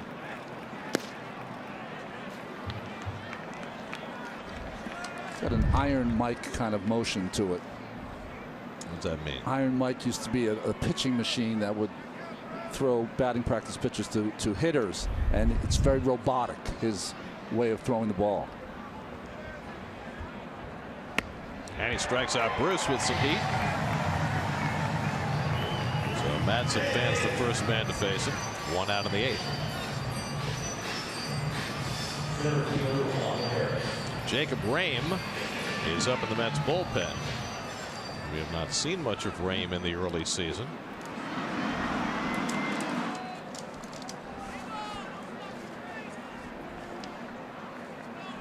Juan Lagares has had a big hand in this game, and he floats one, caught by Zimmerman. Soft line drive, and Zimmerman with the diving grab for the 2nd out.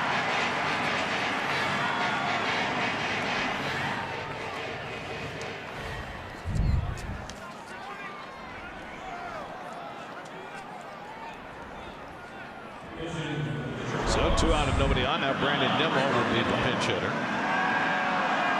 Batting for A.J. Ramos, who had an easy time of it in the 1-2-3-7. Jerry Blevins is getting up alongside Rame in the Mets bullpen. You've got Reynolds, Harper, and Zimmerman due up in that 8th inning for the Nats. So maybe Rame for one batter and then Blevins? Maybe, yeah. I mean, in a 1-run game, Blevins has got to face Harper, right? Yes.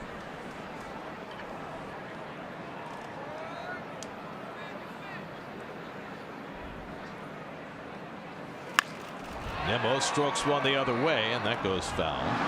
Brandon came off the bench on Thursday and banged one off the wall in right field for a double as a pinch hitter. He showed last year that he is perfectly capable of being a part-time player and being effective. I think there's a few ball clubs floating around both leagues that he can start on.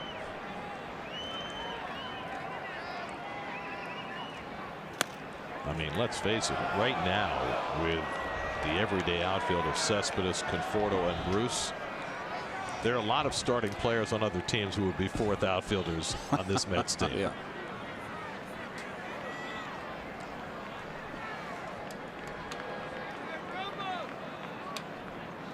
Madson ahead 1-2. And Nimmo takes the changeup down 2-2. It's always a problem, though, is that there's a lot of teams he could start on, just not his team. Well, as the saying goes, most things work themselves out. And if they don't, you've got a particularly strong bench. Sounds like a Just Bob inside. Murphy, isn't it? Well, yeah.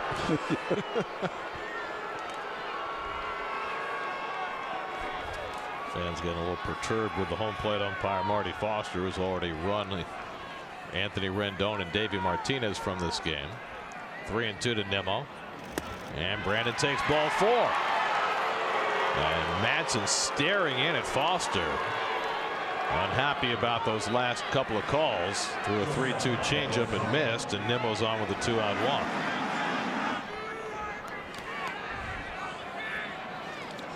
Here's the road ahead, brought to you by TriStateBuick.com. ESPN has the reins tomorrow night for the final game of this series. Then Ronnie and I'll be in Miami Monday, Tuesday, Wednesday nights, and then back home.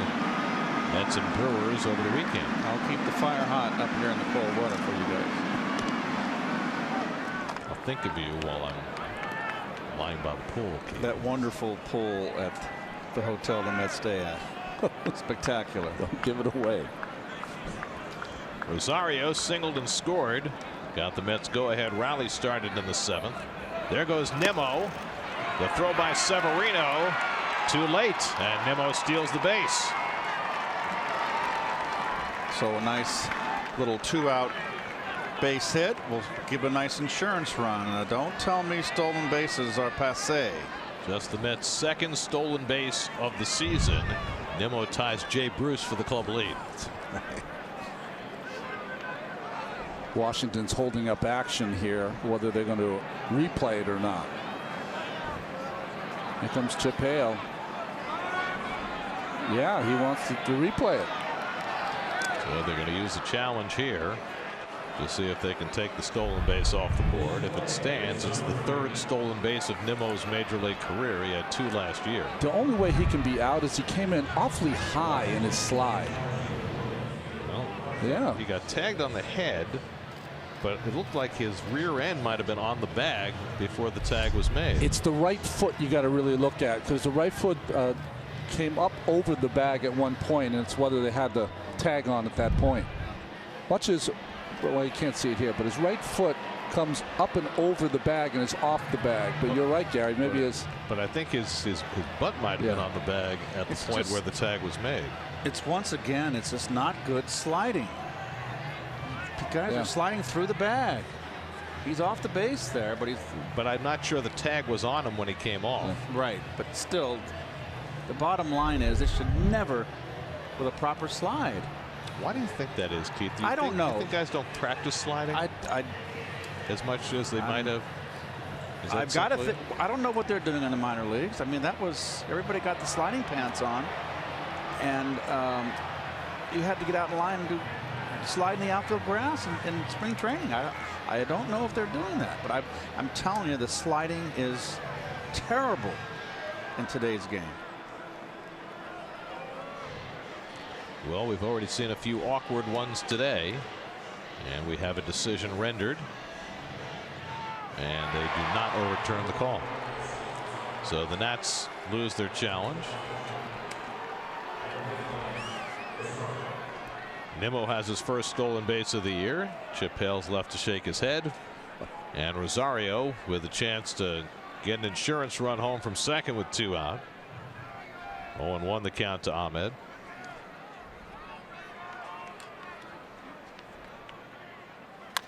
And he tops one past the mound. Turner charging. Ball comes up for him, and he throws out Rosario by half a stride to end the inning. Bryce Harper will have a turn at bat in the bottom of the 8th. He's already homered today. 3-2 New York.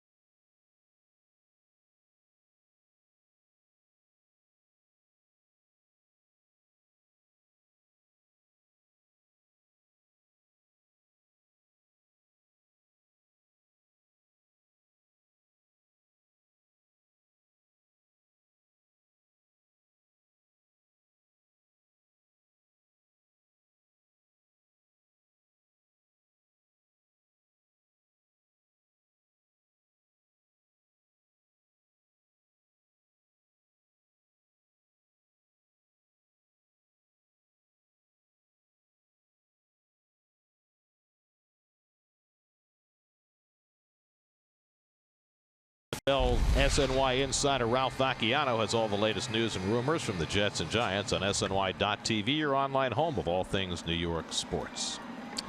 Well, rookie right-hander Jacob Rame will make his second appearance of the season in a one-run game in the 8th inning. Comes in to face the former Met Matt Reynolds, who goes around in a half swing, 0-1. It's going to be interesting to see. The Mets might use 3 pitchers to get 3 outs in this inning. It might just depend on what happens here, because you got Harper on deck. If Rame retires Reynolds, then you bring in Blevins to face Harper. Yes. That's easy. But say Reynolds gets a double. Maybe you walk Harper and you bring Familia in to face the right-hand batter. I wouldn't put a winning run on base on Harper. I'd have Blevins face Harper no matter what happens. One thing that Mickey Callaway has made clear is if he gets in a situation in the 8th inning like this where he needs Familia to pitch, he might pitch Familia in the 8th and then have somebody else face the bottom of the order in the 9th if need be. I like the fact that he's bringing in everybody in tight situations.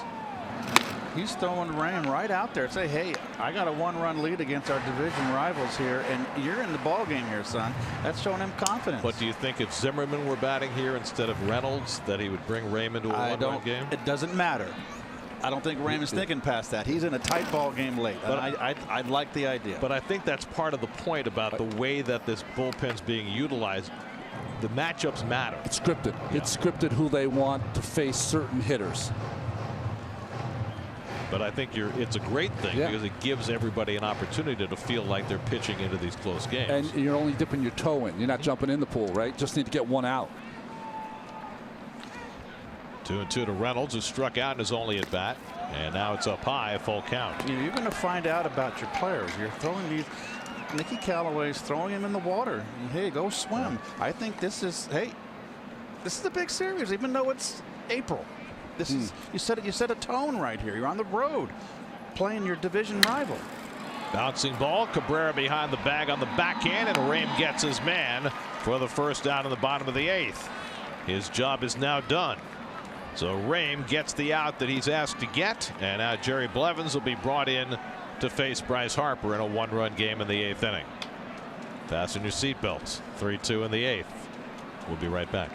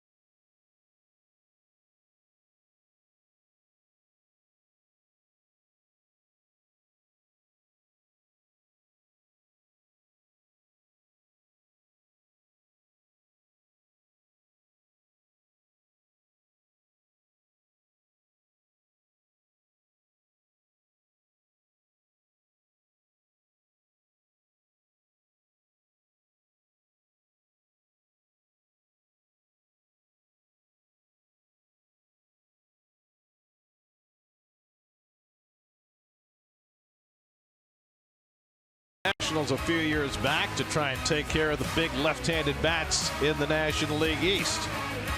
Jerry got his only 2 batters on Thursday, and he gets the big left-handed bat of the Nationals in a 1-run game in the 8th inning today. It's hard work for Blevins. Freeman in Atlanta, Bryce Harper here. Those are the outs that he has to get. Harper homered his last time up against Hansel Robles. His 5th home run of the season. And Blevins starts him off with a curveball that nicks the outside corner for a strike. Harper against Blevins, 2 for 10 with a home run. Jeurys had a rough first outing this year, but he's looked very sharp the last couple of times out.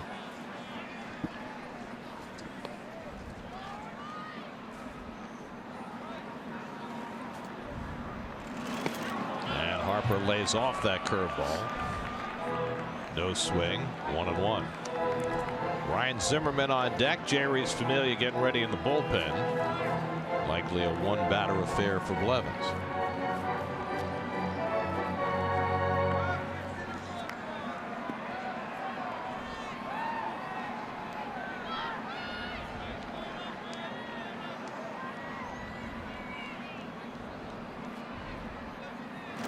And the fastball just missed.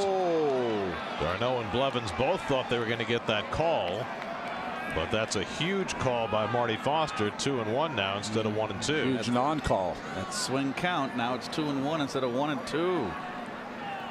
Mets are not over shifting against Harper, even with Blevins, who throws all those curveballs up there. And that curveball bends around the inside corner, and it's 3-1. Dangerous spot, Ronnie. What do you do? You have to challenge him. You want to keep the ball down. You want to keep it away. You know, the pitch that was up from Robles, he hit into the bullpen, but you got to challenge him. You're leading the game. Goes back to the curveball. And it's ball 4 to Harper, and now the tying run is on base. And that's just a very, very good at bat by Harper. He laid off those bait curveballs. And now it's going to be Familia's turn. With 1 out in the 8th inning, the Mets will bring in their closer.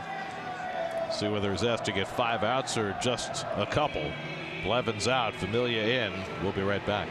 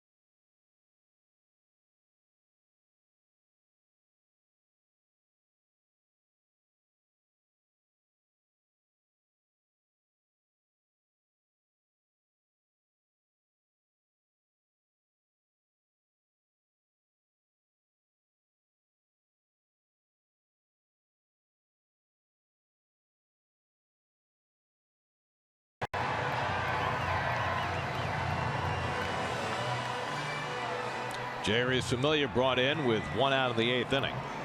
Well, Familia's numbers so far. The one, we were just talking about it in break. He's not sharp yet, especially with his control.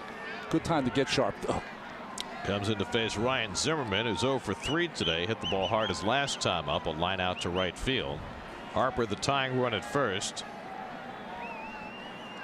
After Blevins walked him on a 3-1 curveball. And now Zimmerman at the plate. And, you know, Familia is not all that adept at holding base runners. Harper doesn't run as much as he once did, but he can still run. Yes. And Familia, remember, is not used to coming in with men on base. He's used to starting an inning.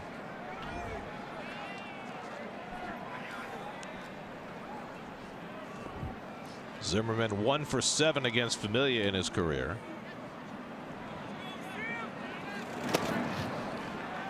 And that slider out of the strike zone for ball 1. Well, the challenge, I think, for Familia when he comes on with people on base is a couple of things. One is to hold the runner close, Harper. The other thing is he bounces a lot of fastballs and sliders into d'Arnaud. That's a chance for a base runner to take an extra base also. So it's a challenge not only for Familia but for d'Arnaud also. Mets paying more attention to runners, although they have 3 stolen bases today, the Nationals. 4, excuse me. Where did I miss that one? Oh, there it is. It snuck up. There you are. You're hiding on me. My mistake. We'll keep you honest, Keith. 1-0 to Zimmerman. Too high. 2-0. That's a pretty good pitch right there. They've been calling a high strike. We're getting a lot of people going with frustrated looks on their faces at Marty Foster behind the plate. This is a dangerous pitch here. Run that little down hard sinker. Try to get a ground ball. Howie Kendrick, the on deck batter, another right-hand hitter. And there's a fastball strike to Zimmerman at 96, 2-1. I just don't understand. You know, Zimmerman has his very successful player. I've got a tight game here. I got a 2-0 count, and I get a fastball 2-0, and I take it. I don't understand that.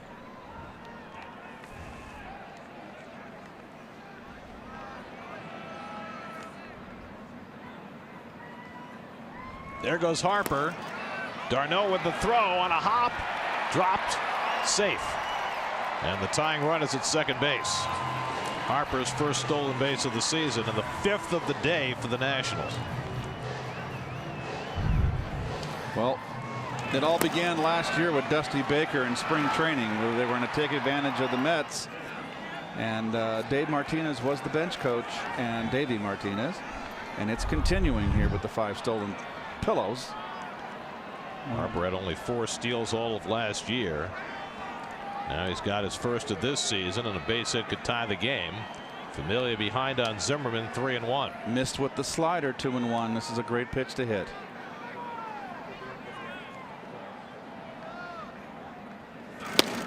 And he takes another fastball for a strike. So he takes a 2-0 fastball for a strike, and now he takes a 3-1 fastball for a strike.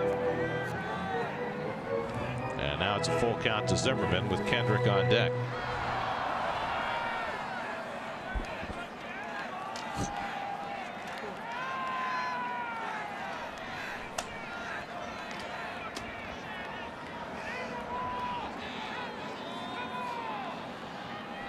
Three-2 coming. Little tapper back to Familia. Harper holding. And Familia throws on target for the second out. Nice job by Jeurys taking his time and making sure. And now there are 2 out of the inning. So he took a 2-0 fastball down the middle, 3-1 fastball down the middle, and then swung at a nasty sinker. Ronnie, I have nothing further to say. Yeah. Well, do you have a theory as to why it is that we see that so often in today's game? Hitters taking the pitches that they are best able to hit? I do not have the answer, Gary. I really don't. Here's Kendrick, who's 1 for 3, an infield hit his last time up. Tying run at second and 2 out. And Kendrick swings at the slider and misses, 0-1. So that was a very encouraging at bat for Familia, coming back to get Zimmerman. I'll say. Kendrick 2 for 4 in his career against Familia. And it skips into d'Arnaud, does a nice job picking it up. I tell you what, you got your work cut out for you with Jeurys out there if you're behind the plate, because he can do this to you in a heartbeat. I mean, how many times have we seen Darno have to do that already this year? The backhanded pickup. On a 97-mile-an-hour sinker. It's not like a breaking ball that you can anticipate. Harper at second and 2 down.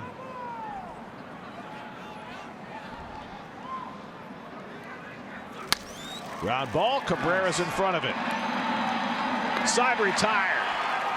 The Met bullpen gets the job done again. Rame and Familia setting down the Nationals in the 8th. 3-2 as we go to the 9th.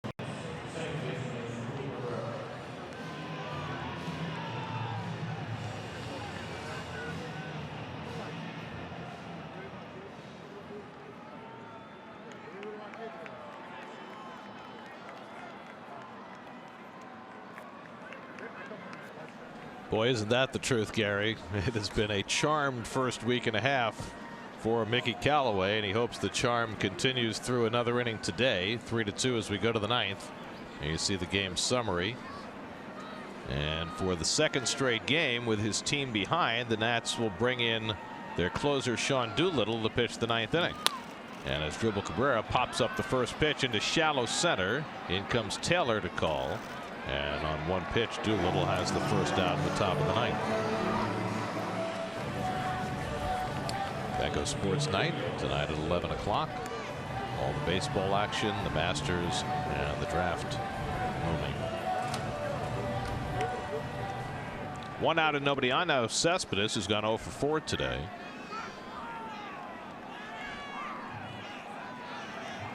Again facing his former Oakland teammate, who struck him out on Thursday afternoon.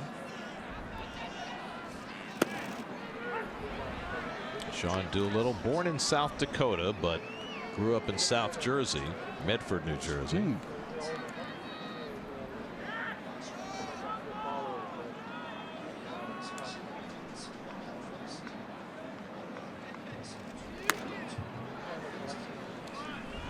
Doolittle, who went on to the University of Virginia as a psychology major.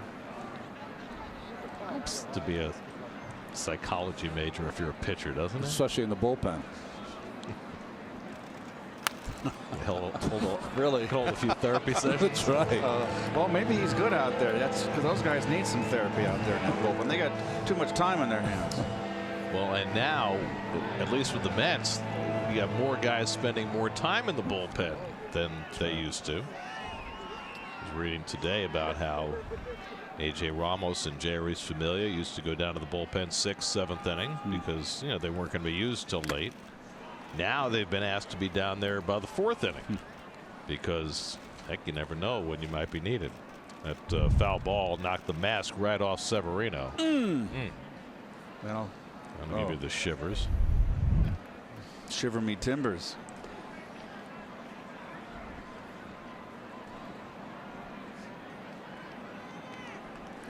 It was the day when those helmets, catcher's helmets, you wore it backwards, right, to keep the mask on. He just wears it facing forward.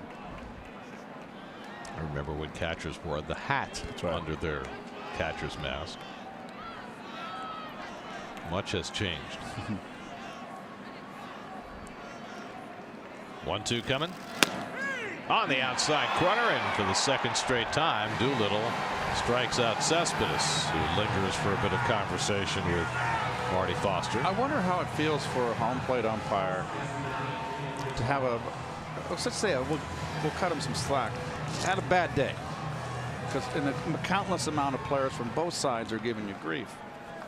I wonder how you take that. Start throwing people out. It can't be, if it's just 1 or 2, but maybe it's me. Here's Adrian Gonzalez up for the first time. Went 1 for 4 in the series opener. Came in for defense in this game, and he takes a slider for a strike.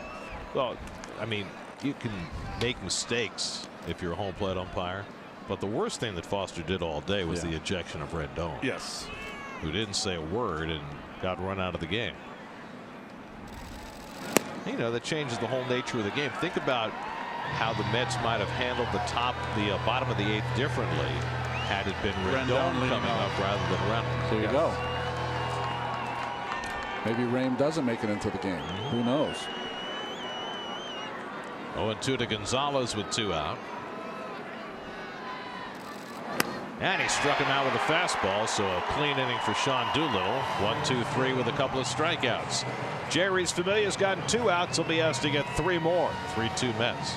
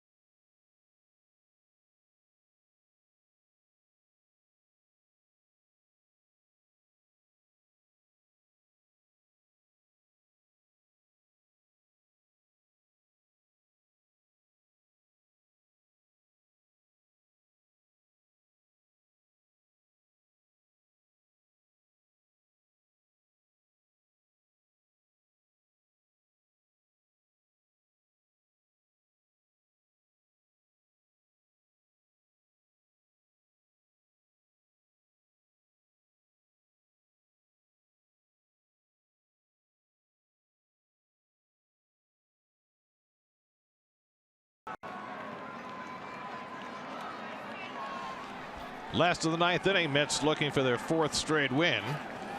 Michael Taylor leads off against Jeurys Familia and goes after a first pitch slider. 0-1. Wicked slider. Taylor 0 for 3, reached on there, stole a base, scored a run in the 5th. It was the first run of the game and the only one against Steven Matz in his 5 innings. He pitched very well. Robles, Ramos, Rame, Blevins, and Familia have followed. And Taylor quickly behind on the count. 0-2. Back-to-back sliders from Familia. Brian Goodwin is on deck. Then Pedro Severino, 6, 7, and 8 in the order. They still have Matt Adams in the dugout, left-hand pinch hitter. And Adams has done well against Familia in the past, so we're likely to see him at some point in this inning. There's nobody up behind Familia in the Mets dugout. He's already gotten a 4-out save this year. That came in the second game of the season against the Cardinals. Now trying for a 5-out save today.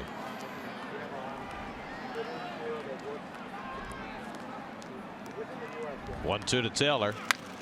Lifted foul. Weeknights at 6, catch up on all the local baseball activity as our panel of insiders breaks down the latest Mets and Yankees news on Baseball Night in New York. Presented by Tri-State Cadillac Dealers, weeknights at 6, only on SNY.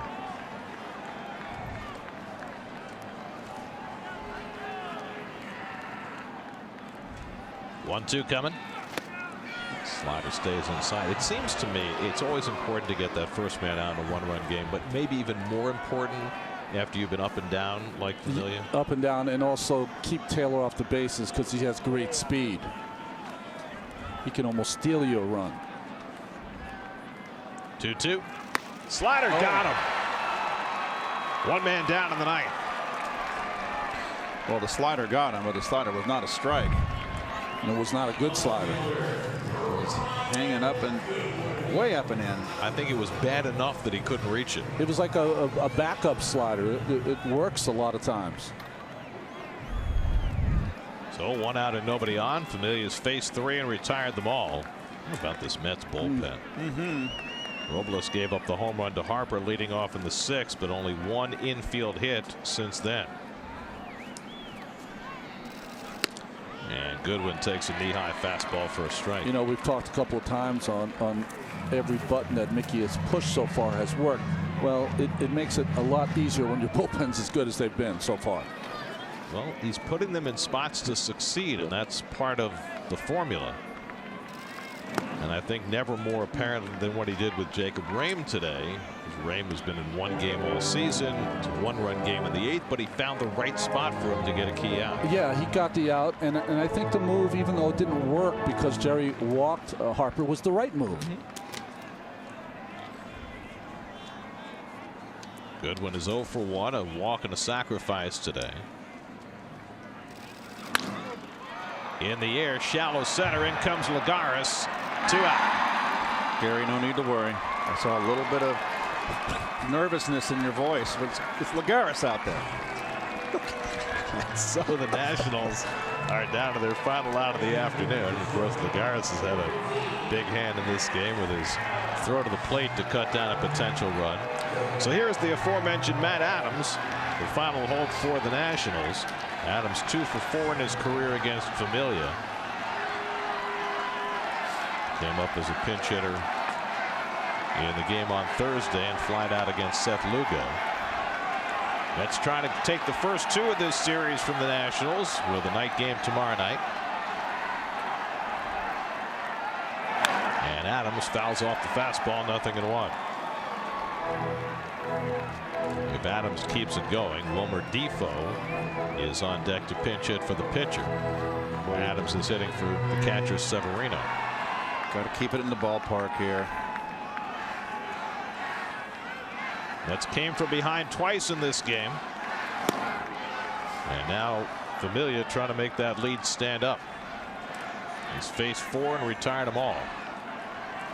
Let's see what Adams has done in his career as a pinch hitter. He is a lethal weapon off the bench.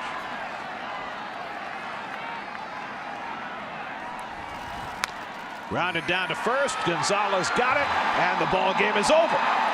Jeurys Familia 5 up and 5 down for the save. The Mets come from behind twice. They've now won 4 in a row and 6 of their first 7 to start the season. They've taken the first 2 from the Nats as they win today 3-2. Well, Steven Matz pitched the first 5. They used 5 relievers to go the final 4. And the Mets get a big win here. And they win again without the home run, a team that relied on home runs. And Gary mentioned it, which we've seen a big trend here. This team has come from behind, and it came from behind twice today. So I just like what I see from this ball club right now. And the Mets are off to a red-hot start. Mickey Callaway continues to shine. 6 wins in 7